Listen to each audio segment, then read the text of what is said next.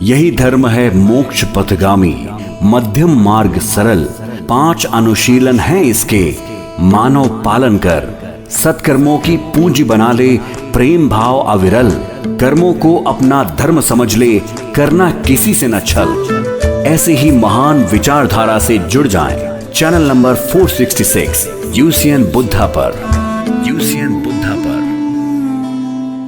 जय भीम, नमो Buddha. UCN बुद्धाच्या या विशेष कार्यक्रमात आपलं सर्वांचं स्वागत. मित्रांनो, आज एक नवीन विषय आपण घेऊन आलेलो आहे. त्या विषयाला हात घालण्यापूर्वी मला आपल्याला काही प्रश्न विचारायचे आहेत. तुम्ही डॉक्टर बाबासाहेब आंबेडकरांना मानता का? तुमच्या मनात विचार आलेले असेल की यूसीएन बुद्धावाले आज हा कोणता नवीन प्रश्न घेऊन आलेले आहेत. ऑब्व्हियसली आम्ही डॉक्टर बाबासाहेब आंबेडकरांना मानणारे आहोत. आम्ही यूसीएन बुद्धा वाहिनी पाहतोय, त्या अर्थात आम्ही डॉक्टर बाबासाहेब आंबेडकरांना मानतोय. पण मला आणखी एक प्रश्न विचारायचा आहे. डॉक्टर बाबासाहेब आंबेडकरांना मानणे म्हणजे काय? डॉक्टर बाबासाहेब आंबेडकरांना मानणे म्हणजे त्यांचा विचार मानणे. तुम्ही जर डॉक्टर बाबासाहेब आंबेडकरांना व्यक्ती म्हणून मानत असाल तर हे फार चुकीचं आहे. कारण की डॉक्टर बाबासाहेब आंबेडकर आता हयात नाहीत. डॉक्टर बाबासाहेब आंबेडकरांचं महापरिनिर्वाण झालेलं आहे. पण त्यांचं विचार, त्यांचे विचार जपणे, त्यांचे विचार जोपासणे, त्यांचे विचार आत्मसात आणणे, अर्थात डॉक्टर बाबासाहेब आंबेडकरांना मानणे. डॉक्टर बाबासाहेब आंबेडकरांच्या महापरिनिर्वाणानंतर आपण व्यक्तिपूजेकडे वळलो का, या संबंध विषयाची चर्चा आपण या माध्यमातून घेऊ. पण डॉक्टर बाबासाहेब आंबेडकरांचा विचार म्हणजे काय? डॉक्टर बाबासाहेब आंबेडकरांचा विचार म्हणजे डॉक्टर बाबासाहेब आंबेडकरांचे संघटन, डॉक्टर बाबासाहेब आंबेडकरांनी स्थापन केलेले संघटन, डॉक्टर बाबासाहेब आंबेडकरांचे साहित्य, ते समजून घेऊन त्याच्यावर अंमल करणे म्हणजे डॉक्टर बाबासाहेब आंबेडकरांना मानणे. आता डॉक्टर बाबासाहेब आंबेडकरांनी कोणते संघटन स्थापन केलेले आहेत? तर डॉक्टर बाबासाहेब आंबेडकरांनी आपल्या आयुष्यात अनेक संघटन स्थापन केले आहेत. पण त्यातील प्रामुख्याने बाबासाहेब आंबेडकरांचं समता सैनिक दल असेल, त्यांच्या संकल्पनेतला रिपब्लिकन पक्ष असेल किंवा भारतीय बौद्ध महासभा असेल, असे 3 महत्त्वाचे संघटन फार महत्त्वाचे आहेत. त्या संबंधित माहिती असणे, ते संघटन पुढे नेणे आणि डॉक्टर बाबासाहेब आंबेडकरांचा विचार जोपासणे हा फार महत्त्वाचा मुद्दा आहे. म्हणूनच मी तुम्हाला विचारलं, तुम्ही डॉक्टर बाबासाहेब आंबेडकरांना मानता का? याचं उत्तर तुम्हाला आमच्या आजच्या या चर्चेमधून लक्षात येईल. आज आपल्यासोबत चर्चा करण्याकरिता आहेत प्रशिक आनंद, जे आंबेडकरी चळवळीचे अभ्यासक आहेत आणि त्यांचा सक्रिय सहभाग आहे. डॉक्टर बाबासाहेब आंबेडकरांच्या प्रत्येक संघटन समोर जायला पाहिजे याची अत्यंत तळमळ त्यांच्या मनात आहे. सर, तुमचं आमच्या या स्टुडिओमध्ये खूप खूप स्वागत. सर, जय भीम. मी आधीच सांगितल्याप्रमाणे की डॉक्टर बाबासाहेब आंबेडकरांचे संघटन कोणते, म्हणजे मी त्रोटक माहिती दिली, पण ती सबंध माहिती आपण सरांकडून जाणून घेऊया. सर, फार महत्वाचा प्रश्न म्हणजे मी माझ्या प्रेक्षकांना विचारलाय की डॉक्टर बाबासाहेब आंबेडकरांना तुम्ही मानता काय? प्रेक्षक आता गोंधळातही सापडले असतील की आम्ही तर पाहतोय, आम्ही तर यूसीएन बुद्धा पाहतोय, किंवा आम्ही तर रॅली काढतोय, आम्ही तर सगळं काही करतोय, तर आम्ही बाबासाहेबांना मानणारे निश्चित आहोत. पण बाबासाहेब आंबेडकरांना मानणं म्हणजे व्यक्तिशः मानणं, व्यक्तिगत मानणं नव्हे, तर त्यांचा विचार मानणं. सर, एकंदरीत डॉक्टर बाबासाहेब आंबेडकरांचा विचार म्हणजे डॉक्टर बाबासाहेबांचं साहित्य आणि डॉक्टर बाबासाहेब आंबेडकरांनी तयार केलेल्या संघटना. सर, डॉक्टर बाबासाहेब आंबेडकरांचं काय एकंदरीत उद्देश होता, म्हणजे त्यांना काय वाटत होतं की माझ्या समाजाने काय करायला पाहिजे? म्हणजे ही चर्चा फार महत्वाची आहे. ही पार्श्वभूमी आपल्याला लक्षात घ्यावी लागेल, तर त्यानंतर आपण त्यांच्या एक एक संघटनेकडे वळू. सर, डॉक्टर बाबासाहेब आंबेडकरांचं नेमकं त्यांच्या अनुयायांकडून काय अपेक्षा होत्या?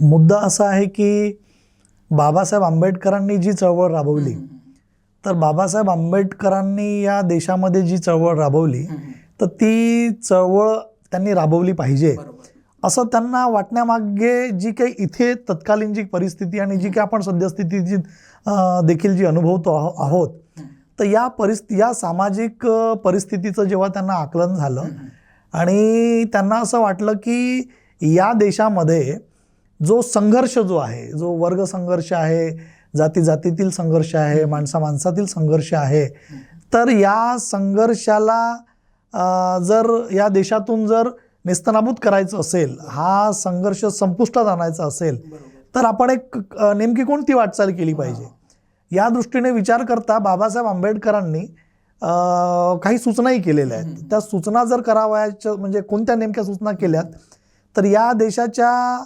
एकंदरीत इतिहासाकडून बाबासाहेबांचं असं सांगणं इतिहासाच्या बाबतीमध्ये बोलताना की जो समाज आपला इतिहास जाणत नाही, तो इतिहास घडवू शकत नाही, असं म्हणण्यामागे निश्चितच एक कारण आहे. ते कारण असं की या देशामधला मग इतिहास नेमका काय, ही जाणून घेण्याची उत्सुकता, क्युरिओसिटी समाजामध्ये निर्माण व्हावी आणि लोकांना या देशामध्ये नेमका संघर्ष कशा स्वरूपाचा आहे याचं चित्र स्पष्ट व्हावं. आणि मग एकदा तुम्हाला जर याचं चित्र स्पष्ट झाले की मग पुढे आम्हाला कोणत्या मार्गाने मार्गक्रमण करायचं ते अधिक स्पष्ट होतं. या संदर्भात बाबासाहेब आंबेडकर जे म्हणतात की या देशामध्ये म्हणजे प्राचीन भारतामध्ये 2 संघर्ष प्रामुख्याने बाबासाहेब मांडतात. तर एक पहिला संघर्ष जो मांडतात तो आर्य व नाग लोकांमधील. त्यानंतरचा दुसरा संघर्ष ते मांडतात की ब्राह्मण आणि क्षत्रिय यांच्यामधला. तर आर्यपूर्वी जो भारत जो होता म्हणजे आर्यांच्या बाबासाहेब शेवटी त्यांच्या आयुष्याच्या शेवटच्या भाषणामध्ये ते अगदी स्पष्टही करतात की जेव्हा आर्य भारतात आले तेव्हा वर्णव्यवस्था रुजली आणि सगळं झालं असं त्यांचं ते नेहरूंचा नाव देखील त्यांनी घेतले. हो, तर त्या याच्यामध्ये तर मुद्दा असा आहे की प्राचीन भारतामध्ये ज्याला आपण पॉलिटिकल गौरवशाली इतिहास जो आहे, राजकीय गौरवशाली इतिहास आहे, तर याविषयी बाबासाहेब बोलताना इसवी सन 642चा उल्लेख करतात आणि शिशुनागपासनं त्याचा एक सुरुवात झाली. म्हणजे बोलायचं झालंच प्राचीन भारताविषयी तर ती अशी मांडणी करतात. मग नाग लोकांचा जो एक राजा जो राहिलेला आहे शिशुनाग, तर येथून ती झालेली सुरुवात आहे. आणि नाग आणि आर्यांच्या टोळ्या जेव्हा भारतात आल्या, जेव्हा आर्य लोक भारतात आले, यांच्या दरम्यान जी तुंबळ युद्ध झाली, तर या सगळ्या याच्यामध्ये पुढची परिणिती जी होत गेली की येथील समाज व्यवस्था आता एका वेगळ्या कलाटणीला सुरुवात होते. सामाजिक चित्र बदलते आहे. सुरुवातीच्या कालखंडामध्ये वर्णव्यवस्था ही अगदी समान पातळीवर होती. तर त्या समान पातळीमध्ये असं भेदभाव किंवा उच्च नीचतेचा असा तो काही विषय सुरुवातीच्या कालखंडामध्ये नव्हता राहिलेला. बाबासाहेबांचं तसं ते वक्तव्यही आहे. आणि नंतरच्या कालखंडामध्ये मग जेव्हा ब्राह्मण क्षत्रिय वैश्य या त्रयवर्णिकांचा तो एकंदरीत वर्णव्यवस्थेची ती सुरुवात झाली. आणि पूर्वी वर्ण जो दिला जायचा तो गुरुकुल पद्धतीमधून तो त्याच्या कुवतीनुसार तो गुरु देत असे की म्हणजे एखादा व्यक्ती अभ्यासामध्ये म्हणजे हुशार असेल ते म्हणजे पूजा अर्चना यज्ञ या किंवा वॉट एव्हर असं याच्यामध्ये तर त्याला तो ब्राह्मण वर्ण दिला जायचा. मग एखादा मिलिटरीच्या बाबतीमध्ये तो पारंगत असेल तलवारबाजी घोडसवारी किंवा अन्य काही तर त्याच्यामध्ये त्याला मग क्षत्रिय वर्ण. आणि मग म्हणजे असं कॉमर्स पॉईंट ऑफ व्ह्यूने जर आपण विचार केला की औद्योगिक म्हणजे उद्योगांच्या बाबतींमध्ये तर या दृष्टिकोनातून जी राहायचं तर त्यांना तो वैश्य असा वर्ण असा राहायचा. आणि हा वर्ण असा आलटून पालटून बदलत असे. म्हणजे एखाद्याचा वडील ब्राह्मण असेल तर त्याचा मुलगा हा वैश्य होऊ शकत होता म्हणजे त्याच्या कुवतीनुसार. हा म्हणजे it was not on the basis of the birth but it was on the basis of the worth. तर वर्थ जे असायचं त्याची कुवत त्याची लायकी त्याची बुद्धिमत्ता त्याची बुद्धी गुण कौशल्य जे काही असेल त्या आधारावर ते असायचं. तर अशी ती परिस्थिती होती. परंतु नंतर मग ब्राह्मणांना जेव्हा असं वाटलं की आपण श्रेष्ठ आहोत आणि श्रेष्ठ असल्यामुळे आपण कायम श्रेष्ठ राहिलो पाहिजे आणि वंशपरंपरागत आपलं श्रेष्ठत्व आपण टिकवलं पाहिजे, या दृष्टिकोनातून जेव्हा सामाजिक एका परिप्रेक्ष्यामध्ये त्यांनी जी काही त्यांची वाटचाल जी सुरू केली मग त्या वाटचालीमधून आता वर्णव्यवस्था भक्कमपणे पाय रोवायला त्यांनी सुरुवात केली आणि ती एक उतरंड सुरुवात झाली अशी. तर यामध्ये मग ब्राह्मणाचं वर्चस्व सगळ्यात म्हणजे वरचं राहिलं म्हणजे प्रथम क्रमांकाचं. नंतर मग क्षत्रियांचं मग वैश्यांचं असा तो एकंदरीतपणे प्रवास सुरू झाला होता.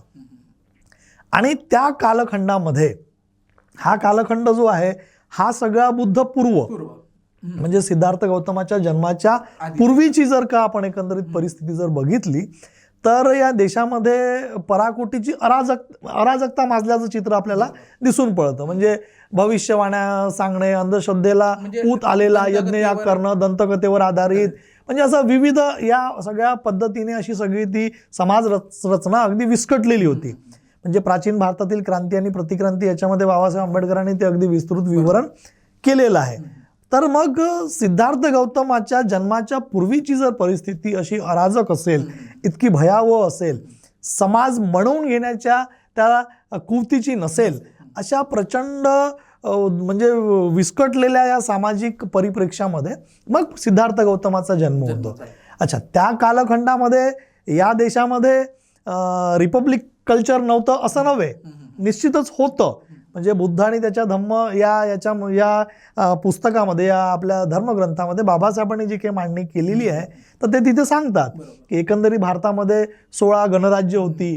तर मग त्या गणराज्यांचं एकंदरीत कसं त्यांची एकंदरीत राज्यव्यवस्था कशी चालायची. बाबासाहेब आंबेडकरांनी भारतीय संविधानातही ते सामील करून घेतलंय आणि संविधान सभेत त्यांनी भाषण देताना म्हटलं की हे आधी बुद्ध काळातही होतं. अगदीच ते त्यांच्या त्या 25 नोव्हेंबर 1949च्या भाषणामध्ये म्हणतातच की ही जी काही गणराज्य व्यवस्था ज्याला आपण म्हणतो, ज्याला एक रिपब्लिक म्हणजे एक असं मेकॅनिझम म्हणता येईल, या देशाचं शासन व्यवस्था ती गणतंत्र प्रणाली ज्याला आपण म्हणतो, तर हे जे गणतंत्र आहे तर हे सगळं बुद्ध म्हणजे जन्मास येण्याच्या पूर्वीपासूनच, म्हणजे या देशामध्ये जी काही आपली गणराज्य होती म्हणजे बुद्धपूर्व काळातील, तर ते निश्चितच तेव्हापासून या देशामध्ये होती. ते आडीपाडीने राज्य करत आणि त्यांच्या एक म्हणजे एका गणराज्याला जे साजेसं जसं एक स्वरूप असावयास हवं ते अगदी स्वरूप या देशामध्ये नाग लोकांची पण जी काही राज्य राहिलेली आहेत तर त्याच्यामध्ये त्यांनी ते सगळं तसं कल्चरच ते एकंदरीत बाबासाहेबांनी बुद्ध आणि त्याच्या धम्म पुस्तकामध्येच त्यांनी ते दिलेलं आहे की यावेळेस सिद्धार्थाच्या वडिलाची राज्य करण्याची पाळी होती. एकंदरीत त्याच्यातूनच स्पष्ट होतं की ते बदलत होते. म्हणजे लोकशाही पद्धती होती. म्हणजे निश्चितच त्याचा तो पूर्ण म्हणजे एवढंच नव्हे तर म्हणजे सिद्धार्थ गौतम जेव्हा 20 वर्ष पूर्ण करतात तर तेव्हा त्यांना संघात भरती करण्याची ती एक प्रथा होती. म्हणजे राजाचा जरी मुलगा असेल तरी त्याला असे काही खास प्रिव्हिलेज म्हणून नव्हते. तर तो 20 वर्षाचा झाला तर ही आपली परंपरा होती त्या काळातली की 20 वर्षाचा झाल्यावर त्या तरुणाने शाक्य संघामध्ये प्रवेश केलाच पाहिजे. आता मुद्दा हा आहे म्हणजे एकंदरीत त्या कालखंडामध्ये जे काही एक जीवन होतं, समाज जीवन होतं, तर त्या समाज जीवनामध्ये एकीकडे रिपब्लिक कल्चर सुद्धा लोकांमध्ये होतं आणि रीतसरपणे असं काही खास विशेष प्रिव्हिलेज आहेत राजाचा मुलगा ॲज सच म्हणून त्यात तिथे काही मांडणी दिसत नाही म्हणजे त्या कालखंडातली. तर त्याच्यामुळे गणतंत्र प्रणाली ही अगदी भक्कम होती आणि त्याच कालखंडामध्ये एकीकडे असंही एक स्वरूप होतं तर दुसरीकडे मात्र ब्राह्मणशाहीने किंवा ब्राह्मणवादाने अगदी पोखरून काढायला सुरुवात केली होती आणि मोठ्या प्रमाणात ते सगळं अराजकतेचं चित्र एकंदरीतपणे होतं. आणि अशा कठीण परिस्थितीमध्ये सिद्धार्थ गौतमाचा जन्म होतो. म्हणजे बाबासाहेब आंबेडकरांनी एके ठिकाणी असं म्हटलंय की जो बुद्धाचा जो जन्म आहे म्हणजे बुद्धाचं जे घडणं आहे की म्हणजे बुद्ध घडलेत म्हणजे बुद्धाचा उदय, दुसऱ्या शब्दामध्ये की बुद्धाचा जो उदय झाला हे जोपर्यंत आपण त्या कालखंडातल्या परिस्थितीला लक्षात घेणार नाही, त्याचं आकलन करणार नाही, त्याला ग्राह्य धरणार नाही की काय कोणत्या परिस्थिती होत्या त्या कालखंडातल्या, बुद्धाला असा संघर्षासाठी का उभं राहावं लागलं, तर तोवर आपल्याला बौद्ध धर्माचं परिपूर्ण आकलन होणार नाही. म्हणजे बौद्ध धर्माचं परिपूर्ण आकलन जर आपल्याला व्हावयाचं असेल, नीट आकलन व्हावयाचं असेल आणि ज्या अर्थी आपण बुद्धाला बाबासाहेब आंबेडकरांच्या भाषेमध्ये क्रांतिकारी म्हणतो तर त्या अर्थी रक्ताचा एक थेंबही न सांडवता एक क्रांतिकारी भूमिका बुद्धाने घेतली. तर ती कोणती, तर ती अक्षरशः समाज परिवर्तनाची. म्हणजे त्या कालखंडात ज्या काही सामाजिक अवधारणा होत्या त्यांना सगळं गाडून टाकण्यात आलं, नेस्तनाबूत केलं, बुद्धाने सुरुंग लावला आणि नव्या एका मानवी मूल्यांवर आधारित एक नवं समाज निर्मितीकडे वाटचाल केली. या दृष्टिकोनातून क्रांतिकारी बुद्धाकडे आपण बघितलं पाहिजे.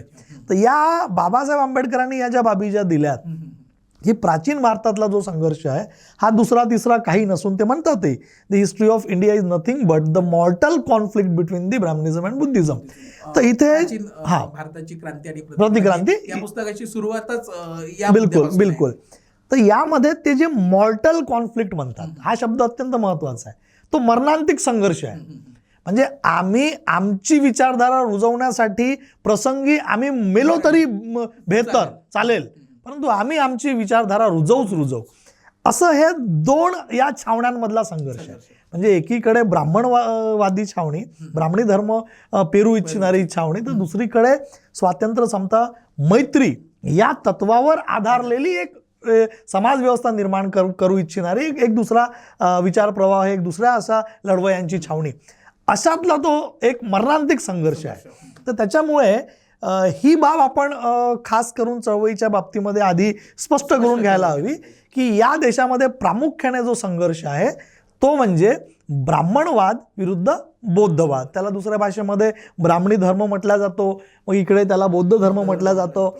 एके ठिकाणी एका भाषणामध्ये बाबासाहेबांनी याला पुन्हा विस्तृत थोडंसं एक्सप्लेनेशन करायचं झालं असं सांगता येईल. ते म्हणतात की धार्मिक क्रांतीच्या बाबतीमध्ये जर भारताविषयी बोलायचं झालं तर एकूण 3 प्रकारे या देशामध्ये असे स्थित्यंतर झाले. एक वैदिक धर्म संस्कृतीचा जो आपण आर्य नाग त्या कालखंडातला आपण म्हणता येईल असा तो, आणि वैदिक संस्कृती नंतरचं जे स्थित्यंतर आहे ते ब्राह्मणी धर्म संस्कृतीमध्ये झालं, ब्राह्मणी धर्माच्या रुजवणुकीमध्ये. आणि मग पुढचं जे स्थित्यंतर आहे ते हिंदू धर्मामध्ये झालेलं स्थित्यंतर, म्हणजे वैदिक धर्म त्याचं पुढचं स्थित्यंतर झालं ब्राह्मणी धर्म, आणि ब्राह्मणी धर्मामधून पुढचं जे स्थित्यंतर झालं ते म्हणजे हिंदू धर्म. अशी एकंदरीत धर्म या देशामध्ये जो धर्म म्हणून म्हणजे मानला जातो, लोकांचा जो धर्म म्हणून मिरवला जातो, सांगितलं जातं, तर ती अशी स्थित्यंतरं आहेत. तर त्याच्यामुळे आमचा जो संघर्ष आहे जसा तो वैदिक धर्माशी आहे, तसाच तो ब्राह्मणी धर्माशी आहे, तसाच तो हिंदू धर्माशी सुद्धा आहे. कारण तो एकच प्रवाह तिकडे स्थित्यंतर होत गेला. त्याची जरी नावे जरी बदलली असली तरी मात्र त्याचा पाया मात्र तोच आहे.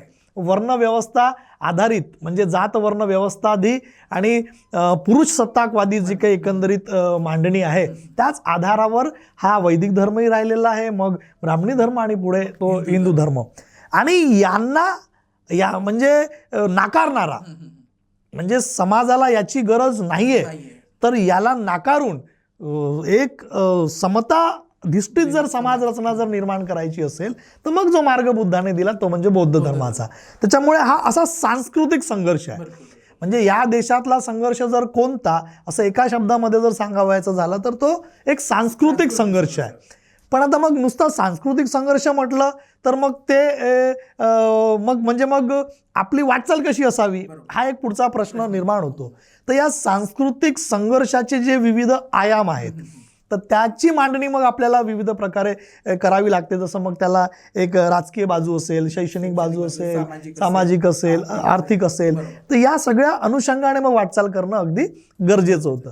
आणि बाबासाहेब आंबेडकरांनी जे काही मग पुढची जी काही चळवळ जी राबवली तर ती चळवळ राबवत असताना त्यांनी एक बाब प्रामुख्याने आपल्या समाजापुढे मांडली.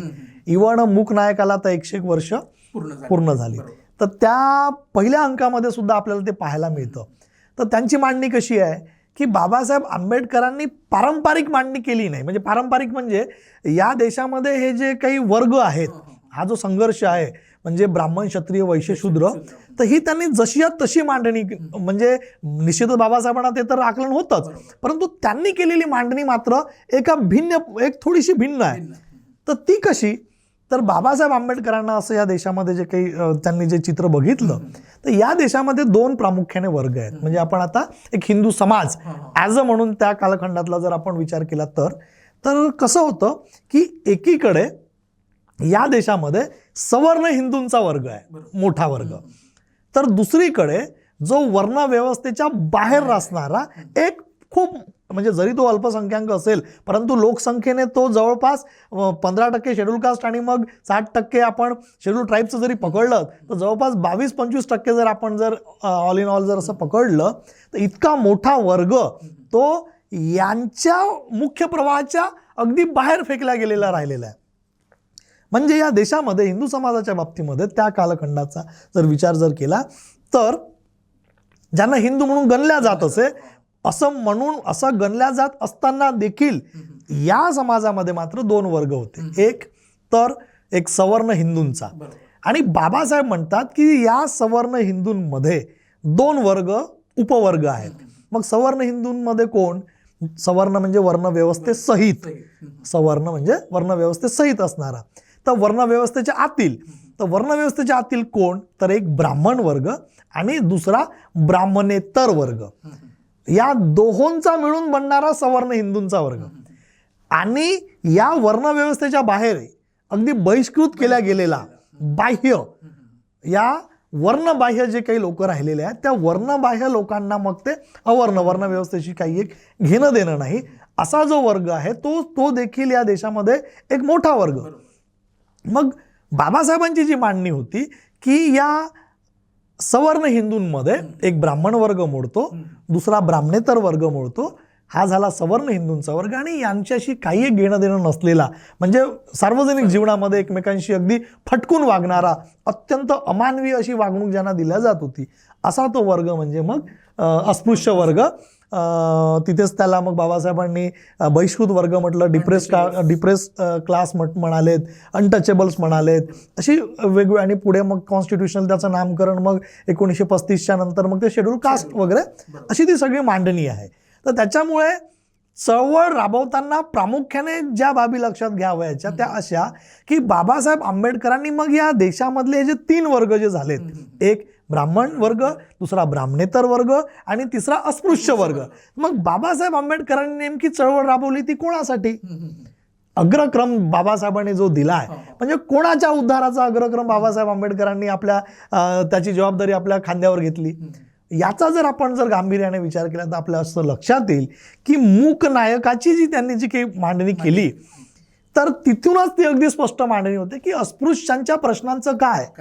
माणूस, आम्हीही माणसं आहोत, आम्हालाही माणूस म्हणून जगण्याचा हक्क आहे, अधिकार आहे. तर त्या दृष्टिकोनातून वाटचाल करण्यासाठी मग बाबासाहेबांनी ज्या चळवळीला हात घातला तर ती चळवळ म्हणजे मग अस्पृश्योद्धाराची ती चळवळ, मुवमेंट ऑफ अनटचेबल्स असं त्याचं नामकरण आहे.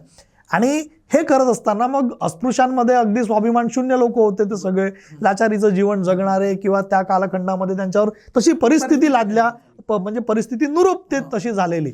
तर त्याच्यामुळे ज्यांच्यामध्ये स्वाभिमानच आता राहिलेला नाही त्यांच्यामध्ये जाज्वल्य स्वाभिमान निर्माण करणे, म्हणजे त्यांच्यामध्ये असा पराकोटीचा स्वाभिमान निर्माण करण्याची जी मुवमेंट म्हणून बाबासाहेबांनी हाती घेतली, त्यालाच मग एक स्वाभिमानाची चळवळी, सेल्फ रिस्पेक्ट मुवमेंट वगैरे अशी ती बाबासाहेबांच्या याच्यामध्ये आपल्याला ती दिसून येतात.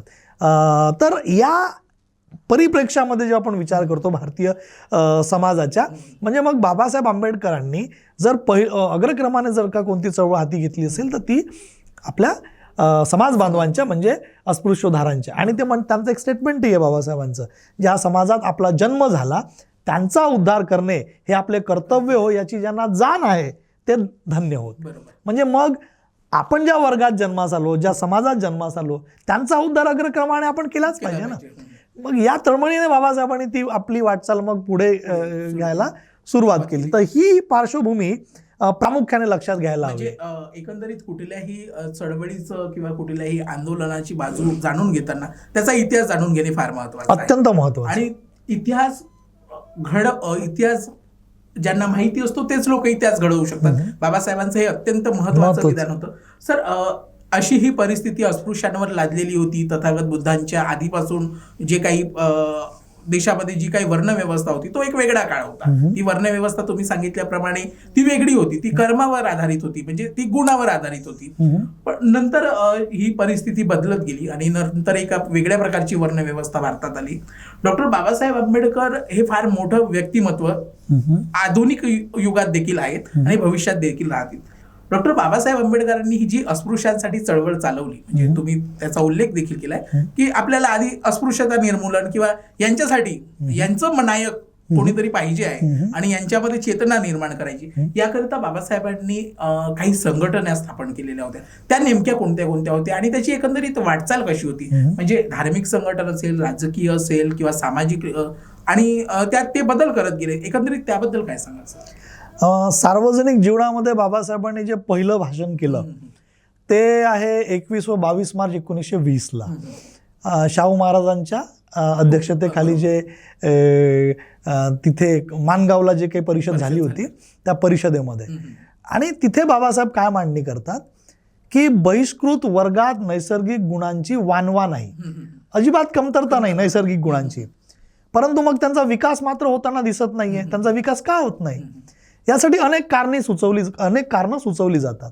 पण बाबासाहेब म्हणतात की मला जे वाटतं ते असं की आम्हाला जर आपलं अस्तित्व आता जर सिद्ध करायचं असेल तर आपण राजकीय सामर्थ्य संपादित केलं पाहिजे.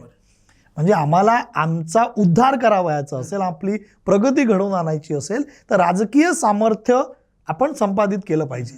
आता हे राजकीय सामर्थ्य जे काही बाबासाहेब असा शब्दप्रयोग करतात तर यामध्ये अनेक बाबी येतात. म्हणजे नुसतं सत्ताधारी होणे एवढाच म्हणून नव्हे तर ज्याला पॉलिटिकल डिमांड्स म्हणता येईल.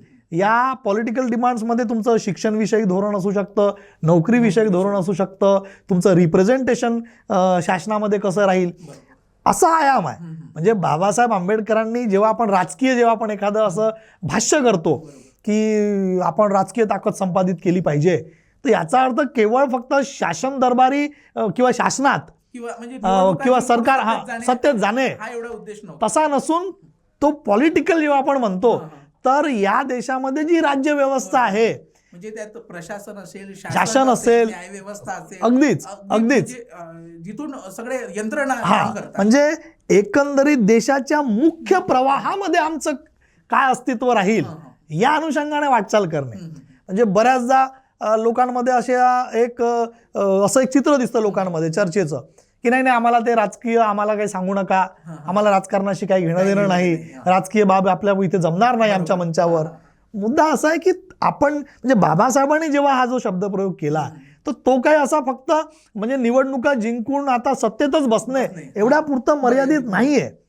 त्याला एक मोठा व्यापक असा अर्थ आहे. तो व्यापक अर्थ आपण समजून घेतला पाहिजे. कारण आपण जे जीवन जगत असतो दैनंदिन जीवन, हे दैनंदिन जीवनामध्ये आपला जो व्यवहार असतो लोकव्यवहार यालाच तर राजकारण नियंत्रित करत असतं.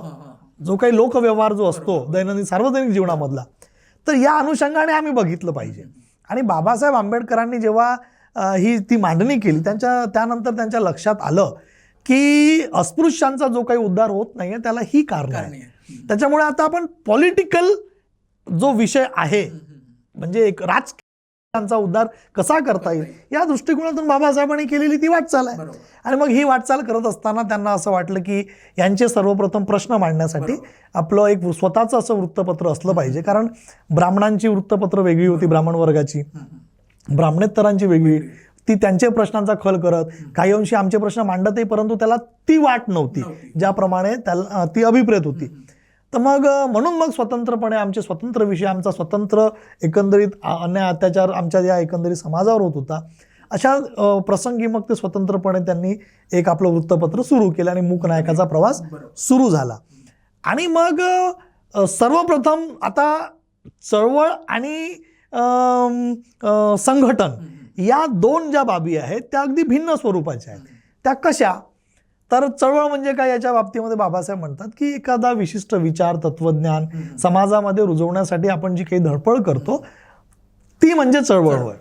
परंतु आता ही जी चळवळ आहे ती व्यक्तिपरत्वे किंवा एकतर ती सामूहिक असू शकते, म्हणजे एखाद्या व्यक्तीने स्वतःच्या परीने करावायची. अनेक जण म्हणतात की आम्ही चळवळीत आहोत, मग त्यांना जर विचारलं की मग तुम्ही कसे नाही, मी माझ्या परीने मला जेवढं शक्य तेवढं करतो, मी कोणाला डोनेट करतो, हे करतो ते करतो, सामाजिक याच्यामध्ये आहे, धार्मिक कार्यक्रमामध्ये आहे, धार्मिक बाबींमध्ये आहे. तर मुद्दा असा आहे की चळवळ ही तुमची धडपड आहे, एक तत्वज्ञान एक विचार समाजामध्ये रुजवण्यासाठी. परंतु हा विचार हे तत्वज्ञान समाजामध्ये रुजवत असताना ते सामूहिकरित्या सांघिकरित्या करून तो विचार पुढे गेला पाहिजे. आणि या दृष्टिकोनातून संघटनेला अनन्यसाधारण महत्त्व आहे. तर त्याच्यामुळे बाबासाहेबांनी फक्त चळवळ राबवली असं नसून त्यांनी ती जी तत्वे आहेत त्या तत्वांची आपल्याला संघटना करून पुढे घेऊन जायचं आहे, तरच त्याला काहीतरी इच्छित आपल्याला फळ प्राप्त होऊ शकतं. या दृष्टिकोनातून त्यांनी वाटचाल केली. आणि 20 जुलै 1924ला बहिष्कृत हितकारिणी सभेची बहिष्कृत वर्गाच्या उद्धारासाठी म्हणून त्यांनी स्थापना केली.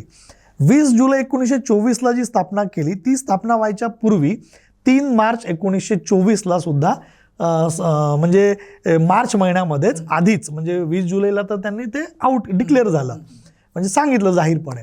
तर त्यापूर्वी म्हणजे 3 मार्चला बाबासाहेब आंबेडकरांनी असंच समाजातले जे स्वयंसेवक होते, समाजसेवक होते, त्यांची बैठक बोलावली. आणि त्या बैठकीमधून हा विचार पुढे आला की आपलं आता एक संघटन असलं पाहिजे, आपण असं केलं पाहिजे आणि पुढे वाटचाल केली पाहिजे. आणि मग तिथून पुढे तो जन्म झाला. म्हणजे संघटन स्थापन करताना किंवा संघटनेच्या बाबतीमध्ये ही बाब अत्यंत महत्त्वाची आहे की आधी काही समविचारी लोक एकत्रित येऊन तो विचार पक्का करतात, विचार विनिमय करून तो ठराव पक्का करणे की होय म्हणजे एका निर्णयावर येऊन पोहोचवणे आणि मग झालेल्या निर्णयास समाजामध्ये सांगणे की आता आजपासून आम्ही या कामाला लागत आहोत, म्हणजे त्या कार्यकृतीस लागणे. इकडे निर्णय प्रक्रियेमध्ये निर्णय पक्का होणे, झालेल्या निर्णयाची मग अंमलबजावणीचा पुढचा मुद्दा, असा त्या 2 बाबींवर आधारलेली ही वाटचाल राहिलेली आहे. आणि बाबासाहेब आंबेडकरांनी 20 जुलै 1924ला जी स्थापना केली बहिष्कृत हितकारी सभेची, तर त्या आपल्या त्या संघटनेला त्यांनी जे ब्रीदवाक्य दिलं ते अत्यंत महत्त्वाचं आणि ते ब्रीदवाक्य होतं एज्युकेट, एज्युटेट आणि ऑर्गनाइज. आणि हे असं 2 भाषांमध्ये, म्हणजे एक मराठीमध्ये पण म्हणजे त्याचं त्याच कालखंडामध्ये हे आहे भाषांतर आहे ते असं की शिकवा, चेतवा आणि संघटित करा. म्हणजे बाबासाहेब जेव्हा एज्युकेट म्हणत आहेत तेव्हा समाजातल्या सुशिक्षित वर्गाने, ज्यांना याची जाण आहे, त्या जाण असलेल्या लोकांनी जे अज्ञानी बांधव आहेत, समाज बांधव आहेत, त्यांना जाऊन शिकवायचं आहे. ते एक ड्युटी आहे, हे आपण लक्षात घेतलं पाहिजे, ते एक कर्तव्य आहे. सुशिक्षित वर्गाने अशिक्षित बांधवांना, ज्यांना त्या बाबींची कल्पना नाही, ते ज्ञान नसेल, त्यांना जाऊन सांगणे, त्यांना सुशिक्षित करणे आणि त्यांना चेतविणे, योग्य काय, अयोग्य काय, न्याय म्हणजे काय, तुमच्यावर अन्याय कसा होतो, या सगळ्या बाबी जेव्हा आपण त्यांना शिकवू तेव्हा ते पेटून उठतील, ते चेतविला जातील. म्हणून त्यांना चेतवा, पुन्हा हे कर्तव्य आहे चेतविण्याचं. आणि मग अशा चेतविलेल्या लोकांनी आता पुढे काय करायचं, तर यांना संघटित करा, ते तुम्हाला करावं लागेल. म्हणजे समाजातल्या सुशिक्षित लोकांनी एकत्रितपणे एक संघ येऊन एका विशिष्ट तत्वज्ञान विचाराच्या रुजवणुकीसाठी, एकत्रित वाटचाल करण्यासाठी म्हणून संघटनेची निर्मिती करणे आणि मग ती निर्मिती करत असताना लोकांना शिकविणे, म्हणजे त्यांना शिकवा, बाबासाहेबांनी सांगितल्याप्रमाणे त्यांना चेतविणे म्हणजे चेतवा होईल आणि त्याच्यानंतर त्यांना संघटित करा, म्हणजे मग हे संघटन वाढत जाईल. असं बाबासाहेब आंबेडकरांची एकंदरीत सुरुवातीची ती मांडणी आहे. आणि या मांडणीवरच ॲक्च्युली चळवळीचा पुढचा आपला जो काही डोलारा जो उभा आहे आणि चळवळीचं एकंदरीत हा जो काही मोठा वृक्ष आहे तो अशा प्रकारे म्हणजे म्हणजे मोठा असा, म्हणजे ज्याला झाला आपल्याला म्हणता येईल, तर किंवा म्हणजे जो काही झाला आणि ज्या प्रमाणामध्ये मग आमचा उद्धार झाला, तर यासाठी ही परिस्थिती, म्हणजे बाबासाहेबांनी ही जी काही मांडणी केली, या दृष्टिकोनातून वाटचाल होणे गरजेचं आहे. सर, बहिष्कृत हितकारणी सभानंतर बाबासाहेबांनी आणखी नंतर संघटन, म्हणजे त्यांनी संघटन ते वाढवलं, त्याची नावं बदलली, तो रिपब्लिकन पर्यंतचा एक त्यांचा प्रवास होता. सर, त्या प्रवासाबद्दल एक थोडक्यात माहिती आमच्या प्रेक्षकांसाठी काय सांगा, म्हणजे तो प्रवास नेमका काय होता, कसा तो बदलत गेला? म्हणजे सुरुवातीच्या कालखंडामध्ये जेव्हा मी म्हणालो की अस्पृश्य वर्गाची चळवळ बाबासाहेब आंबेडकरांनी त्यांच्या उद्धाराची चळवळ हाती घेतली.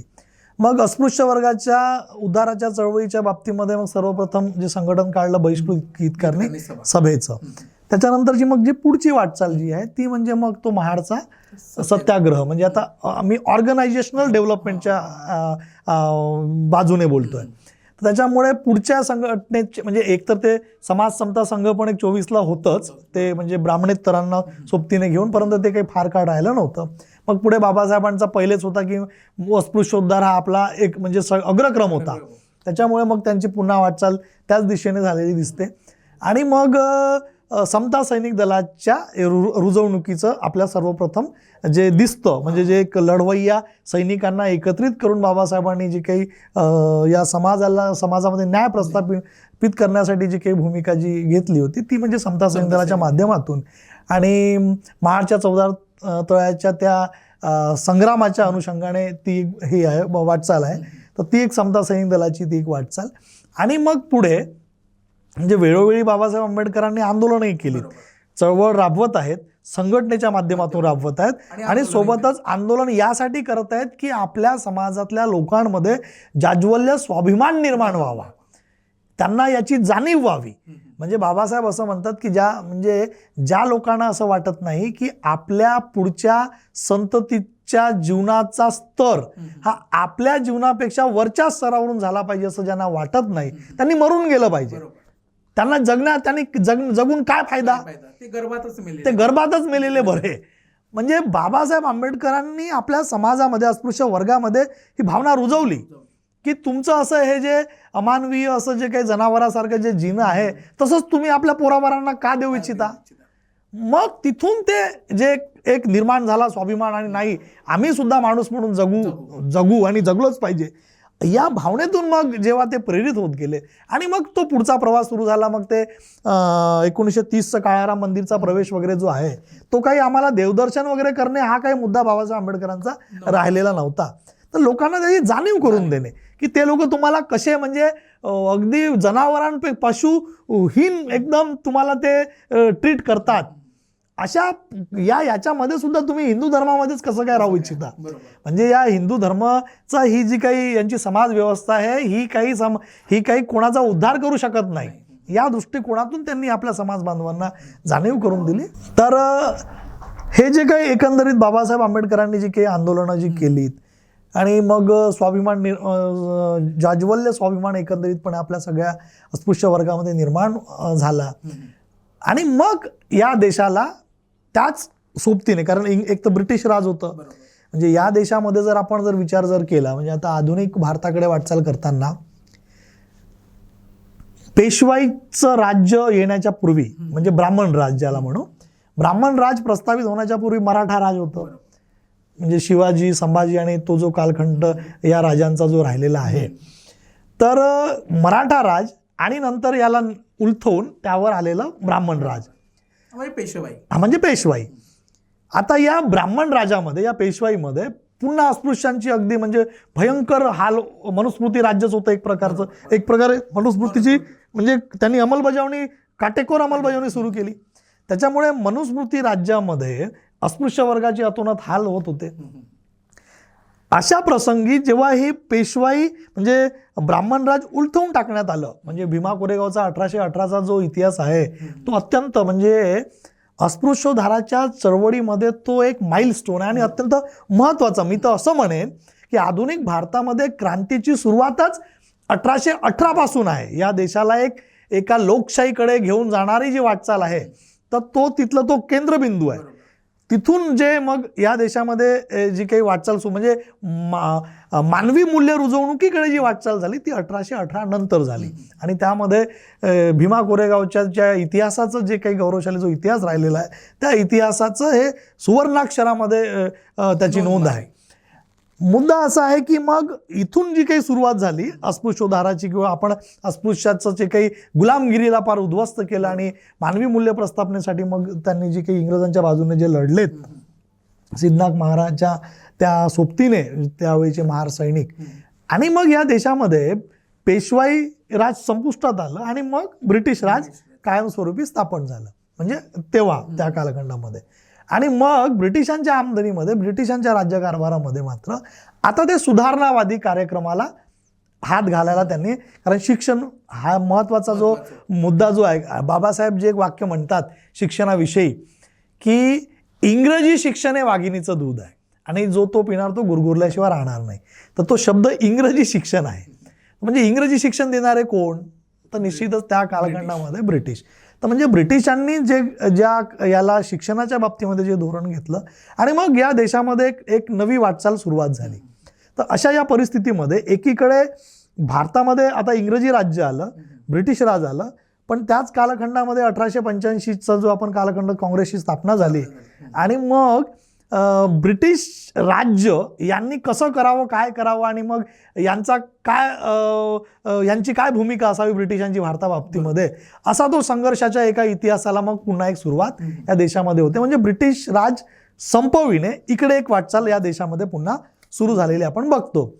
अशा परिस्थितीमध्ये सुरुवातीला काँग्रेसची जी काही स्थापना जी झाली म्हणजे 1885ला, तर त्या काँग्रेसचं जे धोरण होतं ते होतं सुराज्य, गुड गव्हर्नन्स. इंग्रजांनो तुम्हीच राज्य करा, पण राज्य तुम्ही कसं करायचं, तर तुम्ही गुड गव्हर्नन्स, चांगलं राज्य. मग ही जी त्यांची जी भूमिका आहे ही मात्र पुढे बदलली आणि ते सुराज्यावरून स्वराज्याकडे वळले. पुढे 1920 पर्यंत टिळकच होते आणि मग त्यानंतरचा मग नेतृत्व जे आहे ते गांधींकडे आलं. तर त्याच्यामुळे आता तो चेंज होतोय. त्यांचा जो चळवळीचा जो उद्देश आहे तर हा उद्देश सुराज्याकडून स्वराज्याकडे जातोय. तर त्याच्यामुळे आता इंग्रजांची जी भूमिका आहे की देशाला स्वातंत्र्य देण्यासाठी काय जे काही आंदोलनं होत आहेत एकंदरीत देशभरामध्ये वेगवेगळ्या प्रकारे, मग काही रक्तरंजित असतील किंवा काही असहकार आंदोलन व्हॉट एव्हर असे जे काही त्या कालखंडामध्ये झाले, तर एकीकडे हा असा प्रवाह देशाला स्वातंत्र्य मिळवून देण्यासाठी स्वराज्याच्या चळवळीकडे जाणारा मार्ग, सुराज्यापासून स्वराज्याकडे जाणारी चळवळ या देशामध्ये काँग्रेसच्या अनुषंगाने तो प्रवाह जातो आहे. दुसरीकडे बाबासाहेब आंबेडकर या देशामध्ये मूलभूत सामाजिक परिवर्तन करू इच्छित आहेत आणि अस्पृश्यांना या देशाच्या मुख्य प्रवाहामध्ये आणू इच्छित आहेत. आणि हे आणत असताना या देशाला मग जर का आता स्वातंत्र्य मिळणार असेल आणि ब्रिटिश राज संपुष्टात येऊन मग तर ते जर का आता भारतीयांचं जर राज्य जर येणार असेल, भारतीयांचं जर जेव्हा राज्य येणार असेल, हिंदी जनतेचं, म्हणजे विशेषतः बाबासाहेबांनी हिंदी जनता, हिंदुस्तान असे शब्द अनेक वापरलेले आहेत. तर ते हिंदुस्तान म्हणजे हिंदी जनता, ते काय म्हणजे एक्सक्लुझिव्हली धर्माधिष्ठित तो शब्द तो नाही, अजिबात नाही. तर त्याच्यामुळे या देशामध्ये मग आमचा वाटा काय राहील या दृष्टीने आता बाबासाहेबांच्या सगळ्या वाटचाली सुरू झाल्या. आणि मग गोलमेज परिषदेमध्ये वगैरे जाऊन आणि या देशाला जे आता टप्प्याटप्प्याने स्वातंत्र्य देण्यासाठी जी त्यांची जी वाटचाल सुरू होती ब्रिटिशांची, तर त्या वाटचालीमध्ये आता आपल्याला कुठे काय आपला वाटा कसा राहील अस्पृश्यांचा या दृष्टिकोनातून बाबासाहेबांची ती वाटचाल मग सुरू झाली. आणि त्या दृष्टिकोनातून मग जेव्हा 1935चा जो पहिला जो सुधारणावादी जो कायदा आला ब्रिटिशांचा, त्या अनुषंगाने आता या प्रांतिक सरकारे स्थापन करण्याचा जो काही इथे प्रयत्न इंग्रज सरकारने जो काही पहिला केला, त्यामध्ये मात्र मग आता आम्हाला एकतर मतदानाचा अधिकार प्राप्त करून दिला. बाबासाहेब आंबेडकरांनी ज्या काही मागण्या केल्या होत्या, कम्युनल अवॉर्ड वगैरे जो मिळाला होता, परंतु तो पुणे करार, गांधीची ती भूमिका सगळ्यांना माहिती आहे.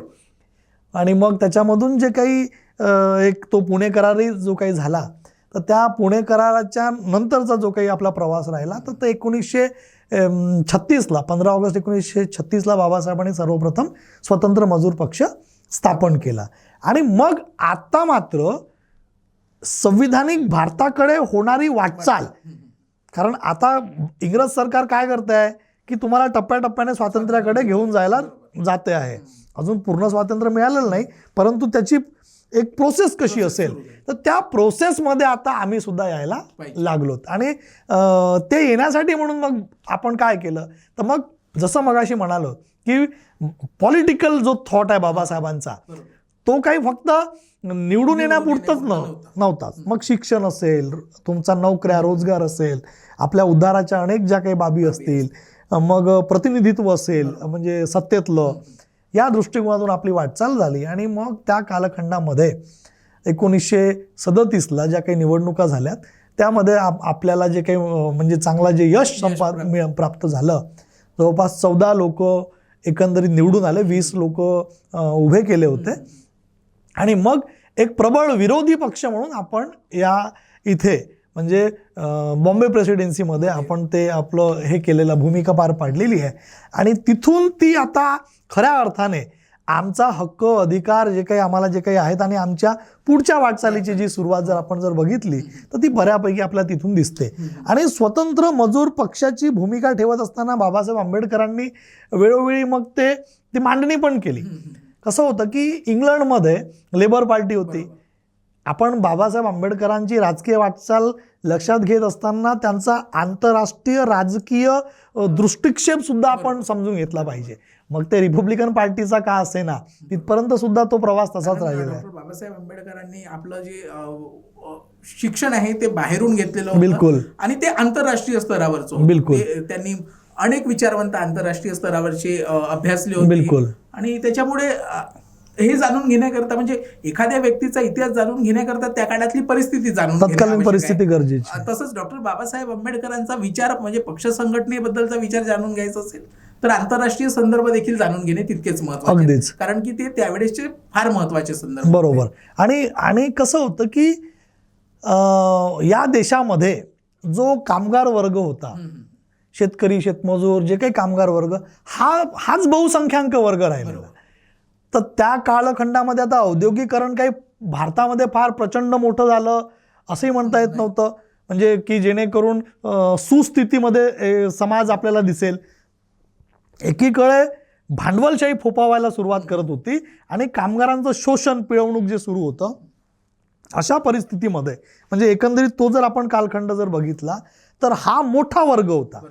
तर त्याच्यामुळे बाबासाहेबांना असं वाटलं की आपण म्हणजे बाबासाहेबांचा काही विचार जरी अस्पृश्योद्धाराचा जरी राहिला तरी बाबासाहेब मात्र एका मोठ्या मनाचे राहिलेले, म्हणजे अखिल मानव जातीचं कल्याण व्हावं, एकंदरीत भारतीयांचा उद्धार व्हावा, हीच बाबासाहेबांची प्रथमपासूनच, कारण राष्ट्रनिर्मिती हा बाबासाहेबांचा विषय होता. बाबासाहेबांचं जे काही त्यांनी जे त्यांचा जो ध्येय संकल्प आहे तो राष्ट्रनिर्मितीचा आहे. म्हणजे उद्याला जर इंग्रज जातील तर मग या देशाला एक राष्ट्र म्हणून निर्माण करायचं आहे ना. त्याच्यामुळे फक्त एका विशिष्ट वर्गापुरताचाच विचार करून होणार नाही. बाबासाहेबांनी ते संविधान सभेत म्हटलं होतं की आपण सगळे एका वॉरिंग कॅम्प्सचे सगळे आहोत. प्रत्येक जण एकेका छावणीचं प्रतिनिधित्व करतो. राष्ट्र उभारणी राष्ट्र उभारणी बिलकुल. त्याच्यामुळे त्या छावण्या विसरून जाऊन आता आपल्याला त्या दिशेने वाटचाल करायची आहे. तर हे जेव्हा 1935च्या कायद्यानंतर जी वाटचाल जी सुरू होती तर ती अगदी तशीच राहिलेली आहे. राष्ट्रनिर्मितीची भूमिका ती खरं तर ती अगदी पहिल्या दिवसापासूनच आहे. फक्त मुद्दा असा की त्या कालखंडामध्ये बाबासाहेब सर्वप्रथम अस्पृश्यांना घेऊन पुढे येत आहेत आणि मग 1935च्या नंतर मग आता ते एक मोठ्या व्यापक चळवळीमध्ये त्याला रूपांतरित करत आहेत. आणि त्या दृष्टिकोनातून जसं बाबासाहेबांनी एक मी ते स्टेटमेंटही वाचून दाखवू इच्छितो की स्वतंत्र मजूर पक्षाच्या भूमिकेविषयी ते म्हणतात, स्वतंत्र मजूर पक्षाचा जो कार्यक्रम आहे तर त्या कार्यक्रमाच्या बाबतीमध्ये बाबासाहेबांनी जे स्टेटमेंट केलं आहे ते असं ते म्हणतात की स्वतंत्र मजूर पक्षाचे व्यापक स्वरूप त्यांनी व्यक्त करताना जाहीर केले बाबासाहेबांनी की केवळ अस्पृश्य मानलेल्या जातीच्या हितासाठीच हा पक्ष नसून सर्व जातीच्या शेतकरी, कामकरी, कुळे, मध्यम वर्गाचे, नोकरी पेशाचे लोक आणि किरकोळ व्यापारी, उद्यमी लोक यांच्या योग्य हितसंबंधाचे संरक्षण करून त्यांना विशेष हक्क व सवलती मिळवून देणे हा या पक्षाचा उद्देश आहे. कामगारांच्या मजुरीची किमान मर्यादा ठरवून घेणे, कामाचे तास कमी करणे, गिरण्या व कारखान्यातील नोकरीची शाश्वती व बढती यांची कायदेशीर तरतूद करणे, कामाचे योग्य वेतन, पगारी रजा, आजारपणात भत्ता, वृद्धपणी पेन्शन, अपघाताबद्दल नुकसान भरपाई, बेकारीचा भत्ता, कामगारांसाठी स्वस्त भाड्याची आरोग्यशीर घरे इत्यादी आवश्यक गोष्टींची कायदेशीर तरतूद करणे, शेतकऱ्यांचे व कामगारांचे कर्ज कमी करून व्याजाच्या दरावर व खोटे दस्तऐवज करून घेण्याच्या बाबतीत नियंत्रण घालणे, मध्यम स्थितीतील लोकांसाठी घर भाड्याचा कायदा करून घेणे वगैरे गोष्टींचा समावेश स्वतंत्र मजूर पक्षाच्या कार्यक्रमात करण्यात आला आहे. हा कार्यक्रम अंमलात आणण्यासाठी जरूर ते कायदे घडवून आणण्याचा प्रयत्न मी माझ्या पक्षातर्फे करीन. म्हणजे एकंदरीत डॉक्टर बाबासाहेब आंबेडकरांचा हा जो दृष्टिकोन होता हा सर्वसमावेशक दृष्टिकोन. अगदीच म्हणजे केवळ अस्पृश्यांसाठी नाही तर या देशातले जे नडलेले आहेत, पिचलेले आहेत, शोषित, पीडित, वंचित आहेत त्यांच्यासाठी, म्हणजे एकंदरीत ही भूमिका आज लागू होणारी आहे. बिलकुल. आजचे राजकीय पक्ष जे अजेंडे मांडतात ते बाबासाहेबांनी तेव्हाच मांडलेले होते, पण त्याच्यावर आजचे राजकीय पक्ष इम्प्लिमेंट करतात नाही करत हा एक वेगळा मुद्दा. पण बाबासाहेबांचा विचार हा एक सर्वसमावेशक होता आणि बाबासाहेब आंबेडकरांचं राष्ट्र उभारणीत फार मोठं योगदान होतं. सर मग यानंतर कसे बदलत गेले, रिपब्लिकनचा प्रवास कसा सुरू झाला? म्हणजे एकंदरीत हे जर बघितलं तर यात रिपब्लिकनचेच गुण कुठं ना कुठं दिसतात. बिलकुल. म्हणजे लोकशाही पद्धती जी असते, रिपब्लिकन हा पक्षच म्हणजे लोकशाहीवादी पक्ष, लोकशाहीवादी भूमिका मांडणारा, आणि तेच मुद्दे आपल्याला स्वतंत्र मजूर पक्षामध्ये. पण नंतर हे असं काय बदलत गेलं, काय झालं मध्यंतरीमध्ये? एकंदरीत पहिली जी वाटचाल आपण आता बघितली की स्वतंत्र मजूर पक्षाची जी यशस्वी वाटचाल राहिली, पुढे मात्र क्रिप्स मिशन जेव्हा भारतात आलं 1942च्या त्या कालखंडामध्ये, तर तिथे असं झालं की बाबासाहेब तर हे मजुरांचे पुढारी, कारण इंडिपेंडंट लेबर पार्टी म्हटलं तर, स्वतंत्र मजूर पक्ष म्हटलं तर, आणि मग हे अस्पृश्यांचे सुद्धा बाबासाहेब प्रश्न मांडायचे आणि अस्पृश्यांचा उद्धार करणे हे त्यांच्या जीवनाचा माझा अग्रक्रम राहिलेला असं बाबासाहेबांची ती भूमिकाच होती. मग असं असताना त्यांच्यापुढे पेच प्रसंग निर्माण करण्यात आला की तुम्ही जर मजुरांचे पुढारी जर असाल तर मग अस्पृश्यांचे प्रश्न तुम्ही कसे मांडता.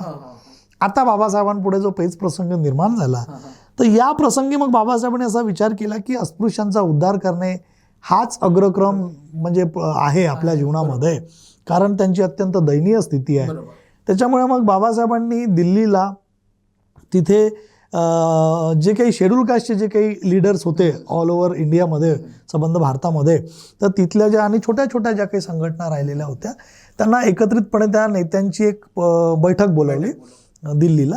आणि दिल्ली 1942च्या त्या कालखंडामध्ये आणि मग सुरुवातीच्या कालखंडामध्ये 1942ला, आणि मग तिथे त्या मीटिंगमध्ये, त्या सभेमध्ये मग त्यांनी ती मांडणी केली की आपल्याला एकमेव अशी अस्पृश्यांची एकच अशी मोठी संघटना या संबंध भारतामध्ये अखिल भारतीय स्तरावर आता उभारली पाहिजे, आणि त्याच्याशिवाय काही आता काही आपला पुढचा मार्ग प्रशस्त होणार नाही, त्याच्याशिवाय काही गत्यंतर नाही. त्यामुळे येत्या काळात त्याला आपण हात घालणं अत्यंत गरजेचं आहे. या दृष्टिकोनातून मग त्याच सभेमध्ये असा ठराव घेण्यात आला की असं एक अधिवेशन म्हणजे बाबासाहेबांच्याच अध्यक्षतेखाली व्हावयास हवे, तिथे डॉक्टर आंबेडकरांच्याच अध्यक्षतेखाली व्हायला. मग एक ठिकाण निश्चित करण्यात आलं, ते म्हणजे मग नागपूर. आणि मग 18-19-20 जुलै 1942ला जुलैच्या महिन्यामध्ये मग तिथे ते अधिवेशन घेण्यात आलं, आणि ते अखिल भारतीय अस्पृश्य वर्गाचं ते अधिवेशन होतं असं. आणि मग तिथे ते जे काही अधिवेशन तिथे जे झालं, अगदी मोठ्या म्हणजे 1.5-2 लाख लोकांचं ते अधिवेशन होतं. महिलांचाही मोठ्या प्रमाणामध्ये त्याच्यामध्ये सहभाग राहिलेला आहे, ते सगळे व्हॉल्यूम 17मध्ये आलेलं आहे.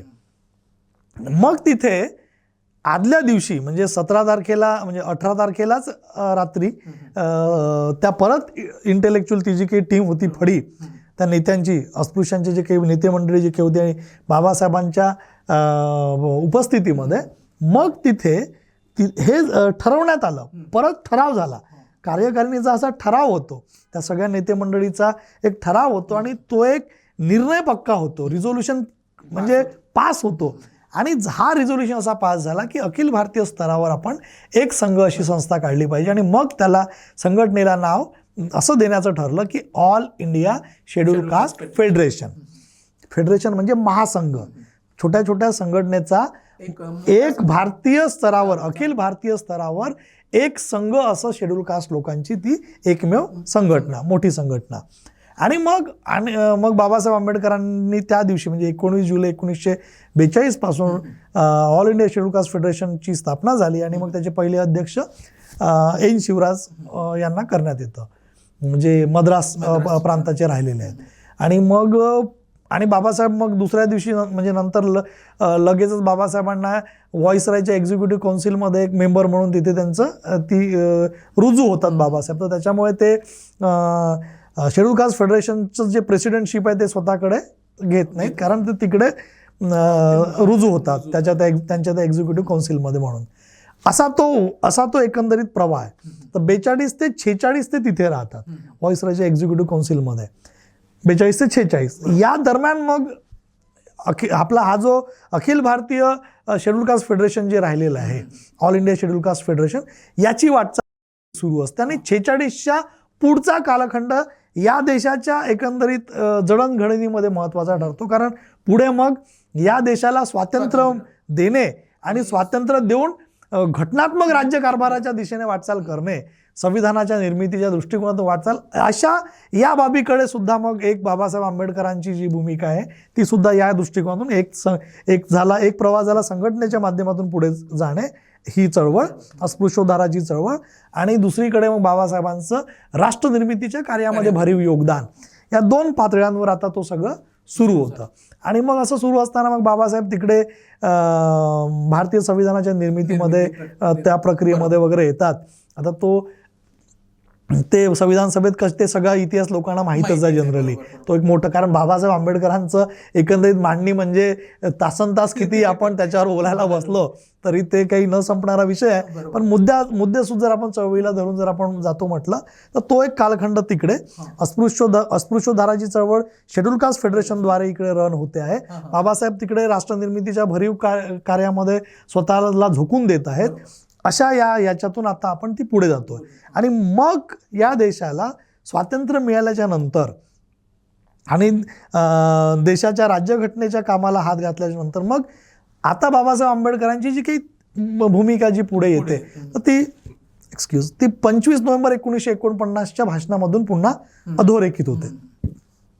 त्या 25 नोव्हेंबर 1949च्या भाषणाचे जर आपण बारकावे जर तपासलेत तर आता बाबासाहेब आंबेडकरांना कसा भारत निर्माण करायचा आहे, त्यांना या देशाकडून काय अभिप्रेत आहे, हा देश त्यांना कसा हवा आहे, ही याची मांडणी ती एकंदरीत भारतीयांना उद्देशून करतायत.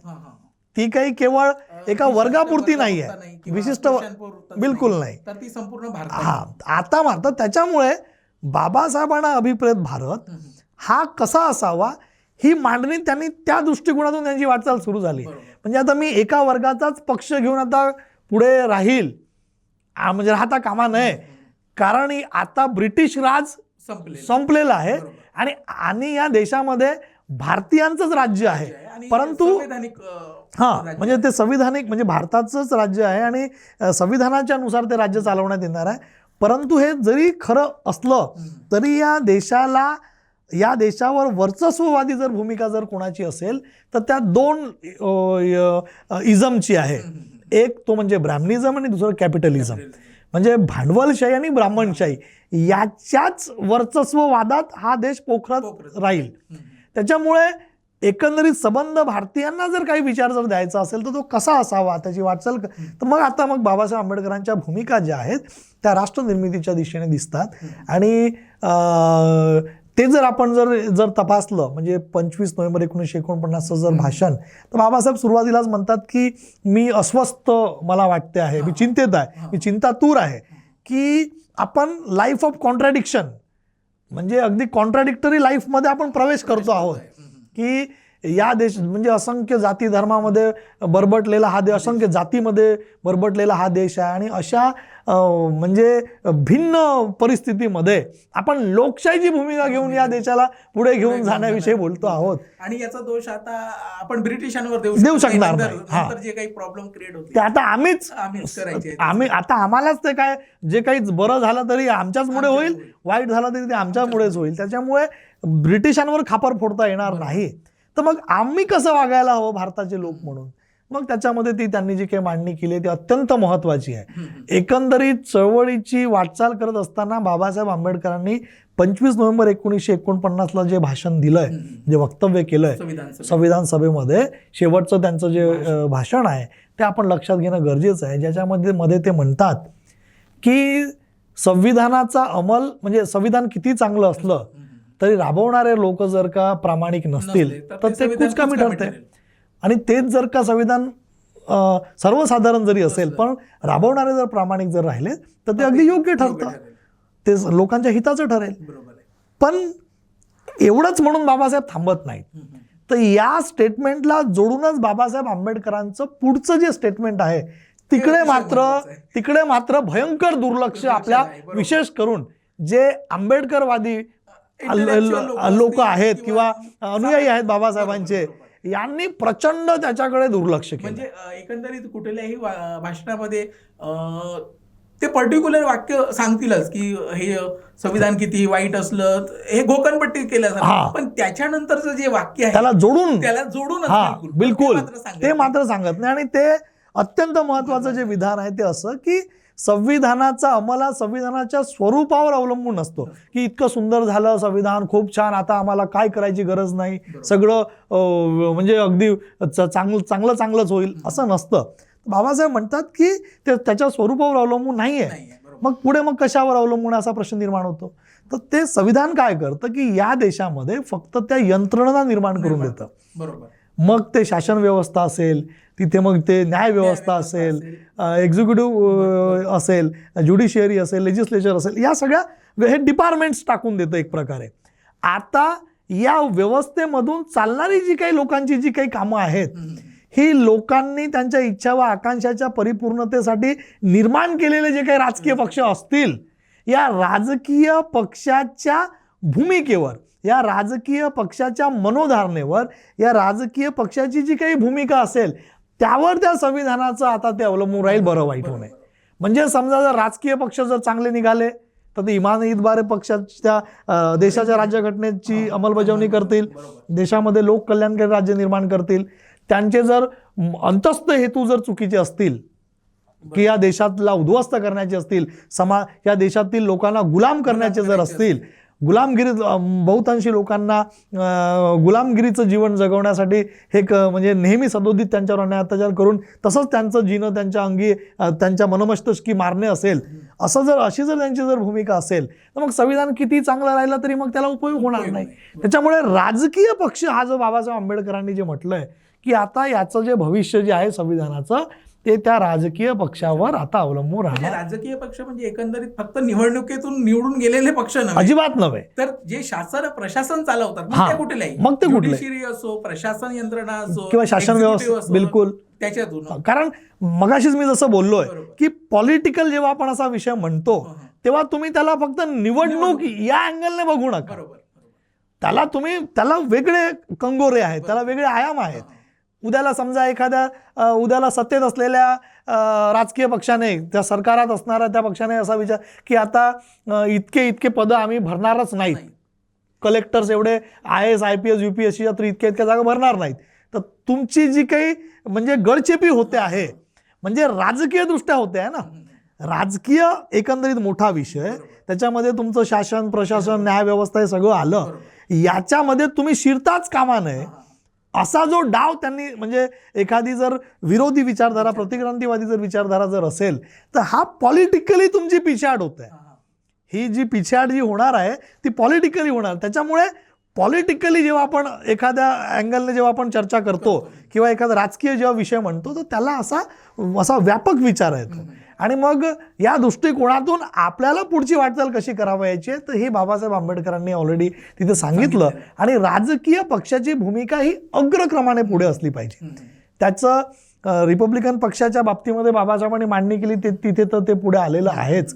तर त्याच्यामुळे बाबासाहेबांनी जे संविधान सभेमध्ये जे शेवटच्या भाषणामध्ये सांगितलं ते हे सांगितलंच की राजकीय पक्षाला अनन्यसाधारण आपण म्हणजे असं अत्यंत गांभीर्याने घेतलं पाहिजे. आणि या देशामध्ये जरी राजकीय जीवनामध्ये जरी आम्हाला 1 man 1 vote 1 vote 1 व्हॅल्यू जरी असलं तरी प्रत्यक्ष जीवनामध्ये आपण एक विसंगतीपूर्ण जीवन जगतो. त्याच्यामुळे या राजकीय लोकशाहीचं आता आम्हाला सामाजिक लोकशाहीत रूपांतर करणं अत्यंत गरजेचं आहे. ही बाबासाहेबांची दुसरी भूमिका म्हणजे एक त्याच्यामध्ये मांडायची झाली तर त्याच्यामुळे सार्वजनिक जीवनामध्ये आम्हाला सामाजिक लोकशाही जी रुजवायची आहे तर ही सुद्धा रुजवणे अत्यंत महत्त्वाचं आहे. आणि हे रुजवण्याकडे सुद्धा आम्हाला गांभीर्याने लक्ष देऊन आम्हाला चळवळ राबवावी लागेल. आणि ही चळवळ राबवत असताना एकंदरीत सामाजिक आणि आर्थिक उद्धार होणे, सामाजिक लोकशाही आर्थिक लोकशाही रुजवल्या जाणे या दृष्टिकोनातून आपण वाटचाल केली पाहिजे. सर, एक महत्त्वाचा मुद्दा म्हणजे आपली चर्चा ज्या भागासाठी होती तो फार महत्त्वाचा म्हणजे रिपब्लिकन पक्ष. बाबासाहेब आंबेडकरांची रिपब्लिकन पक्षाबद्दलची एकंदरीत संकल्पना काय होती, त्यांनी ती मांडणी केली होती. पण बाबासाहेब हयात असताना ते पक्ष तो स्थापन होऊ शकलेला नाही, म्हणजे तो सामोर जाऊ शकलेला नाही किंवा नंतर त्याची बाबासाहेबांचं महापरिनिर्वाण झाल्यानंतर तो पक्ष स्थापन झाला नागपूर येथून. एकंदरीत त्यांची भूमिका काय होती सर त्या रिपब्लिकन पक्षाबद्दल, म्हणजे तसं त्यांनी एक खुलं पत्र देखील लिहिलेलं होतं, काय एकंदरीत भूमिका होती? कसं आहे की शेड्यूल कास्ट फेडरेशनसाठी म्हणजे आता भारताला स्वातंत्र्य मिळालं, भारताची राज्यघटना अंमलात आली 26 जानेवारी 50 पासून आणि आता संविधानिक दृष्ट्या देशाची वाटचाल सुरू झाली आणि मग 52च्या पहिल्या सार्वजनिक निवडणुका लागल्यात. आता शेड्यूल कास्ट फेडरेशनने मात्र आपली राजकीय भूमिका, कारण निवडणुका म्हणजे आपली पण आपणही आहोत हे सुद्धा शत्रू पक्षांना दाखवून देणं, हितशत्रू पक्ष जे आपले जे असतात त्यांना दाखवून देणं गरजेचंच आहे. तर त्याच्यामुळे आता आणि बाबासाहेब आंबेडकरांकडे हा त्यांचा इकडचा संघटनेचा प्रवाह होताच, अखिल भारतीय शेड्यूल कास्ट फेडरेशनचा. तर शेड्यूल कास्ट फेडरेशनसाठी बाबासाहेब आंबेडकरांनी जाहीरनामा लिहिला की या निवडणुकीमध्ये आमची भूमिका काय राहील देशातल्या लोकांना उद्देशून. आणि ती जी काही भूमिका जी मांडली ती भूमिका तत्वांच्या स्वरूपात मांडली. आणि ती जी तत्वे आहेत ही तत्वे बाबासाहेब आंबेडकरांनी एकूणच भारतीयांच्या उद्धारासाठी म्हणून मांडली. म्हणजे त्या तत्वांचा जर आपण बारकाईने अभ्यास केला तर त्या तत्वांच्या सुरुवातीच्या त्या स्टेटमेंटमधूनच तुमच्या असं लक्षात येईल, सर्वांच्या असं लक्षात येईल की ती तत्वे बाबासाहेब आंबेडकरांनी काही विशिष्ट वर्गापुरती जातीपुरती लिहिलेली नाहीत. त्याची सुरुवातच प्रत्येक भारतीय, अखिल भारतीय, प्रत्येक भारतीय अशी ती सुरुवात आहे. ते प्रत्येक अस्पृश्य वर्गातील व्यक्ती असंही करू शकत होते, कारण पक्ष तर शेड्यूल कास्ट फेडरेशन चालवत होते. परंतु त्यांनी तसं न करता शेड्यूल कास्ट फेडरेशन जरी पक्ष चालवत होत म्हणजे बाबासाहेब आंबेडकर चालवत होते, मात्र त्या कालखंडामध्ये तो जो जाहीरनामा आहे तिथे जी 7 तत्वे जी मांडली ती तत्वे जी आहे ती मानव मुक्तीची तत्वे मांडली आणि ती एकूणच भारतीयांच्या उद्धाराची होती. हा अत्यंत महत्त्वाचा कणा आपल्या या रिपब्लिकन चळवळीचा आहे, हे आपण लक्षात घेतलं पाहिजे. म्हणजे रिपब्लिकन चळवळीची नाळ त्या 7 ती काही बाबासाहेबांनी जी तत्वे जी लिहिलीत मानव मुक्तीचा जाहीरनामा म्हणून, या देशामध्ये आम्हाला काय अभिप्रेत आहे असं म्हणून. तर इथून आता आपल्याला राष्ट्रनिर्मितीच्या बाबतीमध्ये स्वतःच्याच राज्यामध्ये, म्हणजे आता आम्ही भारताचे लोक, ब्रिटिश राज आता नाही राहिलं आहे, इंग्रजांचं राज्य नाही आहे, आम्हाला आमच्याच राज्यामध्ये आता आम्हाला हा देश कसा घडवायचा आहे या दृष्टिकोनातून ती तत्वे अनन्यसाधारण आहेत, अत्यंत महत्त्वाची आहेत. आणि मग त्या 1952च्या निवडणुकीमध्ये तो जो जाहीरनामा असतो आणि तो बाबासाहेब मांडतात, तर मग तो 3 ऑक्टोबर 51ला सर्वप्रथम प्रसिद्ध होतो, जो 6 ऑक्टोबरला प्रकाशित होऊन येतो. टाइम्स ऑफ इंडियाला वगैरे त्याची बातमी येते आणि जगभर अत्यंत वाहवा होते, इतकी सुंदर ती तत्व आहेत. तर ती जी तत्वे आहेत म्हणजे बाबासाहेब आंबेडकरांनी तत्वे लिहिलेली आहेत की आम्हाला आमची वाटचाल अशी करायची आहे. म्हणजे कोणत्याही स्वातंत्र्योत्तर किंवा संविधानिक भारतामध्ये पुढची होणारी वाटचाल कशी असावी तर ती त्या तत्वानुरूप असावी. या तत्वानुरूप आता पुढच्या वाटचालीला जेव्हा लागतात, मात्र ते 52 आणि 54चं जे निवडणूक आहे म्हणजे त्या निवडणुकाच्या पुढच्या पोटनिवडणूक 54ची, तर याच्यामध्ये काही ते यश संपादन काही आपल्या पदरात पळत नाही आपल्या चळवळीच्या, आपल्या संघटनेच्या. तर बाबासाहेबांनी हे लक्षात घेतलं की आता आपणच तशी त्या दिशेने वाटचाल केली पाहिजे. म्हणजे इतर जे काही आहेत वर्गीय म्हणजे ब्राह्मणेतर जे आहेत, तर त्यांचा काही तसा काही एक असा मानस दिसत नाही आहे. म्हणजे प्रथम दर्शनी की ते स्वतःहून येतील आणि असं, त्याच्यामुळे आपण इनिशिएटिव्ह घेतलं पाहिजे. आणि निश्चितच बाबासाहेब ते तसे करणार होतेच. आणि मग त्यांनी जानेवारी 55 पासनं शेड्यूल कास्ट फेडरेशनच्या घटनेला रिराईट करायला हाती कार्य घेतलं. तर मग प्रश्न असा निर्माण होतो की already Babasaheb schedule caste federation चालवत आहे, आपलं संघटन आहे, त्याला एक घटनाही आहे. असं असताना मग नव्याने घटना का, अशी गरज का निर्माण व्हावी. आणि त्या घटनेमध्ये जे काही नमूद केलेलं आहे व्हॉल्यूम 17 ते सगळं आलेलं आहे, तर त्या घटनेचा सुद्धा आपण जर बारकाईने जर अभ्यास केला तर मग आपल्या लक्षात येईल की ती जी नव्याने जी घटना लिहित आहेत या घटनेचा संबंध हा रिपब्लिकन पक्षाच्या घटनेशी आहे. वेळोवेळी रिपब्लिकन पक्षाच्या शेड्यूल कास्ट फेडरेशनच्या त्या घटना निर्मितीच्या प्रक्रियेमध्ये तिथं मे 1957 पासून ती कार्यान्वित होईल असंही त्याच्यामध्ये नमूद आहे शेड्यूल कास्ट फेडरेशनच्या नव्याने लिहिण्यात येणाऱ्या घटनेमध्ये. बरोबर आहे, ही सुद्धा 57ला आमचा म्हणजे ही जी घटना आहे ती 57 पासून कार्यान्वित होईल असं बाबासाहेब स्वतःच तिथे नमूद आहे. ही गोष्ट सुद्धा अत्यंत महत्त्वपूर्ण आहे. आणि मग इकडे पुढचा जो प्रवास आहे, जसं जानेवारीला होतात, नंतरच्या कालखंडामध्ये होतात, अशीच एक बैठक ऑगस्ट 55ला होते. ऑगस्ट 55ला मग काही दुरुस्त्या सुचवल्या जातात त्या कॉन्स्टिट्यूशनमध्ये की ती फार म्हणजे मोठी होते आहे घटना. जसं आता ही अगदी एवढीशी तुटकशी रिपब्लिकन पार्टीची अशी 8-10 पानांची घटना आहे, तर ती कदाचित 10-12 मोठी असेल किंवा जे काही त्याच्यामधले कंटेंट जे आहे ते, तर बाबासाहेबांना असं खूप लेंदी कंटेंट, खूप असं जाडजूड असणं वगैरे याची अशी आवश्यकता वाटत नव्हती. तर मग तिथे त्याच्यावर चर्चा होतात, ज्या काही सूचना येतात सुधारणेच्या त्या ग्राह्य धरून त्याला मान्यता देऊन मग पुढे वाटचाल करायची, अशी टप्प्याटप्प्याने ती कॉन्स्टिट्यूशन मेकिंगची प्रोसेस आहे. म्हणजे नव्याने लिहिण्यात येणाऱ्या घटनेचं मेकिंग होतं आहे, making of the new constitution for the political party. पुढे ऑगस्ट 55ला हे होतं आणि ऑगस्ट 55च्या त्या याच्यामध्ये 17 व्हॉल्यूममध्ये अगदी स्पेसिफिकली ते सुद्धा एक बाब अधोरेखित आपण केली पाहिजे, ती अशी की political party does not merely mean to win the elections but to educate the people, educate the people and to organise them. म्हणजे बाबासाहेबांनी परत, म्हणजे आम्हाला राजकीय पक्ष का हवा, तर political party does not merely mean to win the elections but to educate, म्हणजे लोकांना एज्युकेट करायचं असेल म्हणून आमचा पॉलिटिकल पक्ष असला पाहिजे, लोकांना एज्युकेट करायचं असेल म्हणून पक्ष असला पाहिजे, लोकांना ऑर्गनाईज करायचं असेल तर आपल्याला पक्ष असला पाहिजे. म्हणजे बहिष्कृत हितकारणीचं जे ब्रीदवाक्य होतं, म्हणजे हे लक्षात घ्या, बाबासाहेब आंबेडकरांनी त्यांच्या जीवनाची संघटनात्मक सुरुवात करत असताना घेतलेलं ब्रीदवाक्य हे तसंच्या तसंच पुढे जाते आहे आणि ते शेवटी एका राजकीय पक्षाला बाबासाहेब आंबेडकर एक सुपूर्द करत आहेत.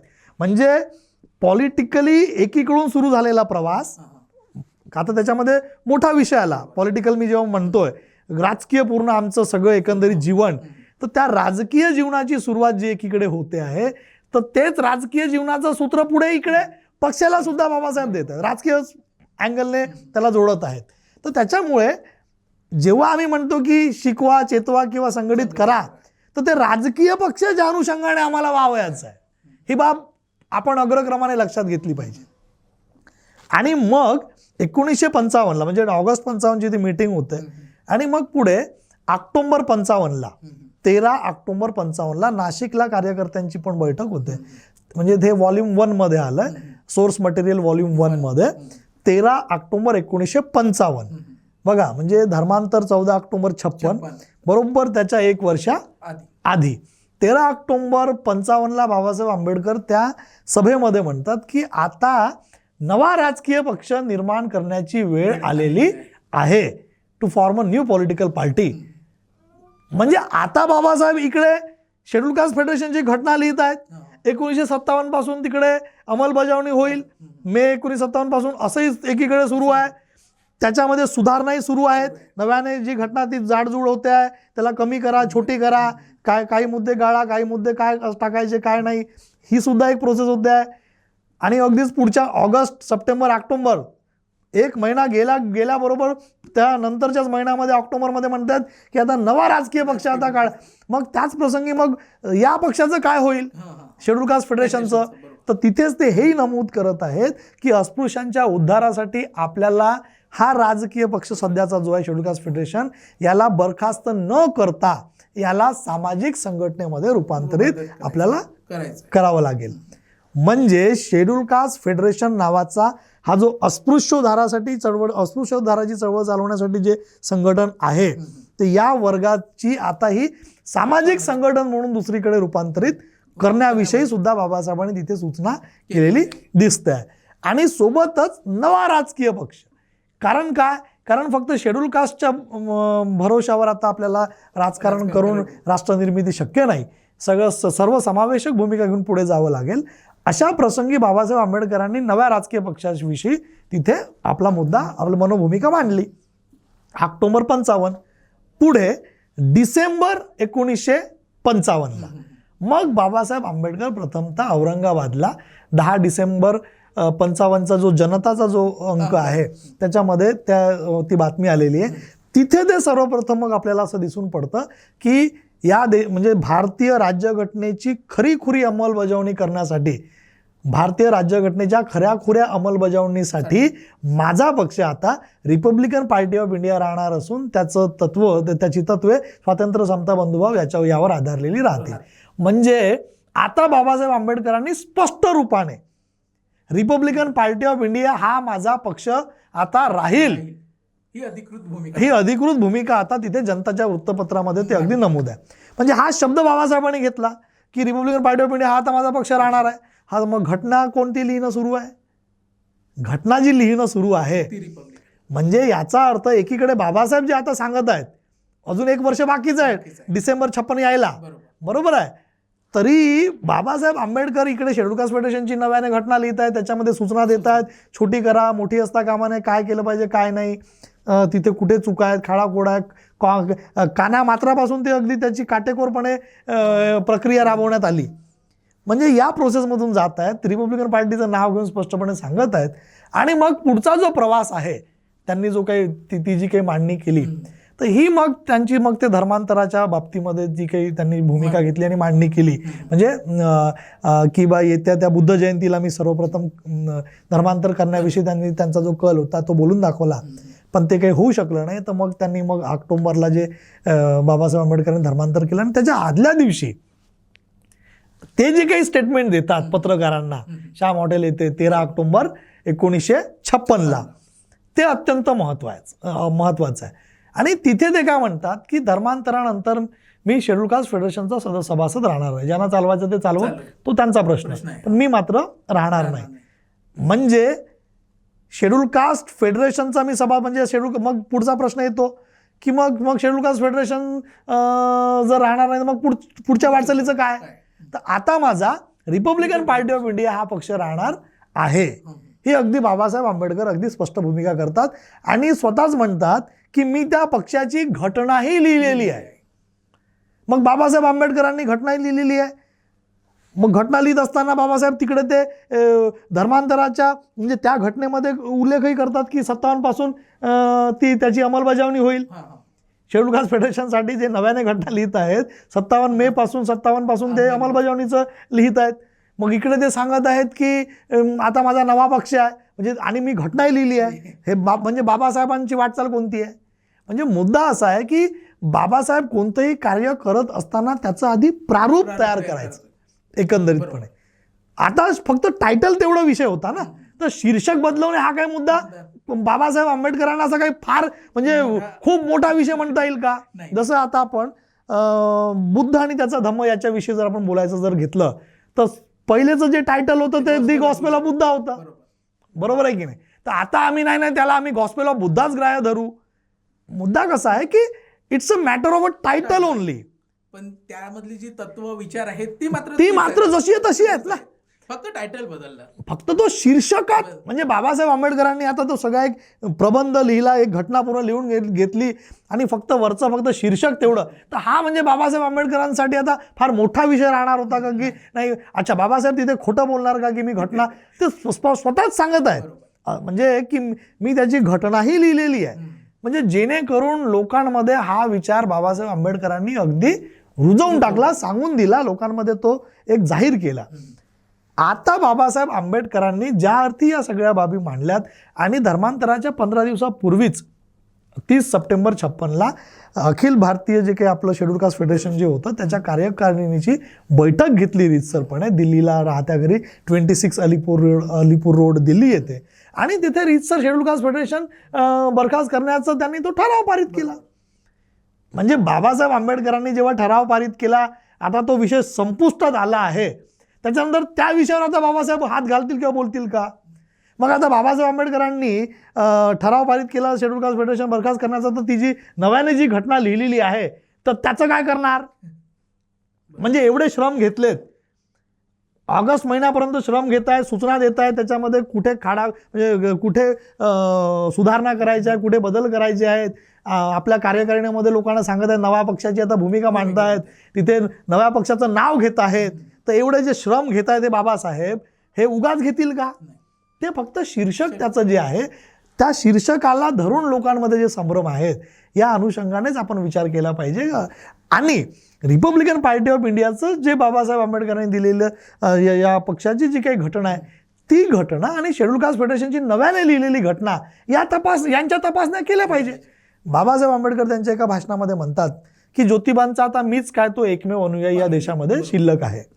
कोणी कोणत्याही मार्गाने जरी गेला या देशामध्ये, कोणी कोणताही राजकीय जरी पक्ष काढला तरी त्याला ज्योतिबांनी आखून दिले, म्हणजे ज्योतिबांना अभिप्रेत असलेलं तत्व, धोरण व कार्यक्रम याच अनुषंगाने पुढे जावं लागेल. म्हणजे बाबासाहेब आंबेडकर स्वतःला ज्योतिबांचा अनुयायी म्हणत आहेत, ज्योतिबांची तत्व, धोरण व कार्यक्रम या अनुषंगाने वाटचाल केली पाहिजे म्हणत आहेत, आणि पक्षाला जे गरज असते ती तत्व, धोरण व कार्यक्रमांची असते ही भूमिका मांडत आहेत. म्हणजे रिपब्लिकन पक्षाची भूमिका जर कोणती असेल तर त्या भूमिकेमध्ये कोणत्या गोष्टींचा समावेश असायला हवा?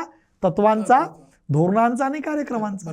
तर मग ही जी तत्वे, ही धोरणं आणि ही कार्यक्रम ही आम्हाला बाबासाहेबांच्या महापरिनिर्वाणोपरांत जे रिपब्लिकन पक्ष म्हणून जो आम्हाला दिसतो आहे, जे जे चित्र उभं झालं, यांच्या घटनेमध्ये या 3 बाबी आढळतात का ज्या बाबासाहेब आंबेडकरांनी मांडल्या होत्या आणि त्या शेड्यूल कास्ट फेडरेशनच्या घटनेमध्ये आहेत का? तर होय.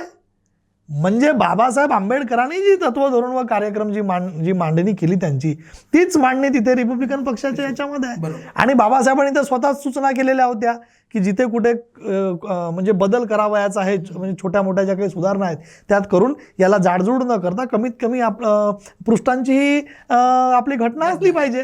तर त्याच्यामुळे बाबासाहेबांच्या महापरिनिर्वाणोपरांत जी काही नेते मंडळी होती निश्चितच ती पुन्हा नव्याने बसतील, त्याला मूर्त शेवटचं रूप देण्यासाठी, फायनलाइज करण्यासाठी. कारण कारण एकतर रितसरपणे बरखास्तीचा ठराव केला. इथे 13 ऑक्टोबर 56ला बाबासाहेबांनी सगळं सांगितलं, इंटरव्ह्यूमध्ये सगळं क्लिअर केलं. तर या दृष्टिकोनातून आपण विचार केला पाहिजे. म्हणजे बाबासाहेब आंबेडकर जे 14 ऑक्टोबर 56ला जेव्हा बौद्ध झालेत आणि आदल्या दिवशी म्हणतात की धर्मांतरानंतर मी शेड्यूल कास्ट फेडरेशनचा सभासद राहणार नाही, तर मग बाबासाहेब आणि मग माझा आता रिपब्लिकन पार्टी ऑफ इंडिया हा पक्ष राहणार आहे, तर म्हणजे मग 14 तारखेला नैतिकदृष्ट्या जर आपण विचार केला तर बाबासाहेब कोणत्या पार्टीला रिप्रेझेंट करणारे ठरतील? रिपब्लिकन. That's it. म्हणजे इतकं ते अगदी स्पष्ट आहे. म्हणजे दुसऱ्या दिवशी बाबासाहेब राजकीय याच्यावर बोलणार नाहीत काय? देशामध्ये जे काही उलट, म्हणजे जे काही होत असेल, उलट सुलट जे काही होत असेल तर त्याच्यावर बाबासाहेब भाष्य करणं निश्चितच करतील. पण ते रिपब्लिकन पार्टी ऑफ इंडियाच्या वतीने त्याचं प्रेझेंटेशन, त्याचंच म्हणजे आरपीआयचं प्रेझेंटेशन बाबासाहेब करणार राहतील ना. आणि मग अवघ्या अगदी सव्वा महिन्यामध्ये मग बाबासाहेबांचं ते महापरिनिर्वाण होतं. त्याच्यामुळे ती जी बाब आहे ती ज्या प्रमाणामध्ये अखिल भारतामध्ये पोहोचायला हवी होती ती तशी होऊ शकली नाही. आणि मग शेड्यूल कास्ट फेडरेशन एक रन करत जे सुरुवात होतं तर त्याच अनुषंगाने 57च्या निवडणुका लढवण्यात आल्या शेड्यूल कास्ट फेडरेशनच्या. आता एखाद्या पक्षाला जनमानसामध्ये त्याला आउट करणे, तिथपर्यंत पोहोचवणे, ते काय फक्त 1-2 महिन्यामध्ये सहज शक्य होईल का? डिसेंबरला बाबासाहेब आंबेडकर गेलेत आपल्यामधून. मग इतका मोठा आघात लोकांच्या मनमस्तिष्कावर असताना आणि अवघ्या फेब्रुवारी-मार्चमध्ये 57च्या निवडणुका असताना अचानकपणे तुम्ही अख्खा आमचा पक्ष विलीन झाला, तो राहिलेला नाही, मग त्याचं कसं ते शक्य आहे? लोकसंभ्रमात म्हणजे काय करतायत लोक, काय नाही. त्याच्यामुळे या सगळ्या तांत्रिक बाजू आपण लक्षात घेतल्या पाहिजे. की काही लोकांना असं वाटतं की नाही मग 57च्या निवडणुका का म्हणून आम्ही शेड्यूल कास्ट फेडरेशनवर लढवल्या. अरे ही तांत्रिक बाब आहे. ही ऑल ऑफ अ सडन एकदम म्हणजे इमिजिएट तुम्ही त्याला एक्झिक्यूट करू शकत नाही. कारण हा पक्ष काही असा गल्लीबोळापर्यंतचा पक्ष नव्हता, तो अखिल भारतात रुजलेला पक्ष. बाबासाहेब आंबेडकर म्हणजे विश्वविख्यात ज्यांचं व्यक्तिमत्व आहे अशा व्यक्तीने जन्मास घातलेला पक्ष. त्याच्यामुळे ती जी बातमी जी आहे ती सुद्धा अशी जाहीरपणे, रीतसरपणे, त्याचा एक प्रोटोकॉल एक प्रकारे असतो. पक्षाची रीतसर सभा होते, मग अधिवेशनं बोलवल्या जातात, त्या सभेमध्ये प्रस्ताव ठेवले जातात, प्रस्ताव लोकांसमोर वाचून त्याची एक पद्धत आहे. एवढा मोठा आघात लोकांवर असताना म्हणजे अचानकपणे आणि इकडे तुम्ही तात्काळ तसं सांगणं हे चुकीचं. हे म्हणजे लोकांना संभ्रम निर्माण झाला असता ना. तर मग असं होऊ नये म्हणून ती आता आलेली जी काही निवडणूक आहे ती लागलीच 1-2-3 महिन्यामध्ये ज्या निवडणुका झाल्यात त्या दृष्टिकोनातून त्यांनी तो वाटचाल शेड्यूल कास्ट फेडरेशनवर लढवण्यात आल्या. हा त्याचा साधा सोपा म्हणजे मला जे आकलन जे आहे ते असं आहे. त्याच्यामुळे तांत्रिक अडचणीची बाब सुद्धा अत्यंत महत्त्वाची आहे आणि ती आपण लक्षात घेऊन शेड्यूल कास्ट फेडरेशनची त्यावेळी ती वाटचाल अभ्यासली. फार महत्त्वाची माहिती दिली सर. एकंदरीत डॉक्टर बाबासाहेब आंबेडकरांची रिपब्लिकन ही संकल्पना सरांनी आणि त्याचा पूर्व इतिहास, डॉक्टर बाबासाहेब आंबेडकरांच्या चळवळीचा पूर्व इतिहास सांगून रिपब्लिकन ही संकल्पना त्यांनी मांडलेली आहे. वेळेचं बंधन आहे सर, फार महत्त्वाची मांडणी तुम्ही केलेली आहे. आजच्यासाठी बस इतकंच. पण माझ्या प्रेक्षकांना मला सांगायचं आहे की हा विषय फार मोठा आहे. आपण याचा दुसरा एपिसोड देखील करू आणि त्यामध्ये बाबासाहेब आंबेडकरांना अपेक्षित असलेला रिपब्लिकन पक्ष, त्याच्यानंतरची त्याची वाटचाल आणि बहुजन, रिपब्लिकन, दलित हा जो शब्दांचा भ्रम निर्माण करण्यात आलेला आहे एकंदरीत, ही महत्वाची मांडणी आमच्या प्रेक्षकांपर्यंत पोहोचणे फार महत्वाची आहे. त्याकरता आपण दुसरा भाग, या कार्यक्रमाचा दुसरा भाग, या मुलाखतीचा दुसरा भाग निश्चित पाहत राहा. तोपर्यंत आपण पाहत राहा UCN बुद्धा. जय भीम, नमो बुद्धाय. जय भीम.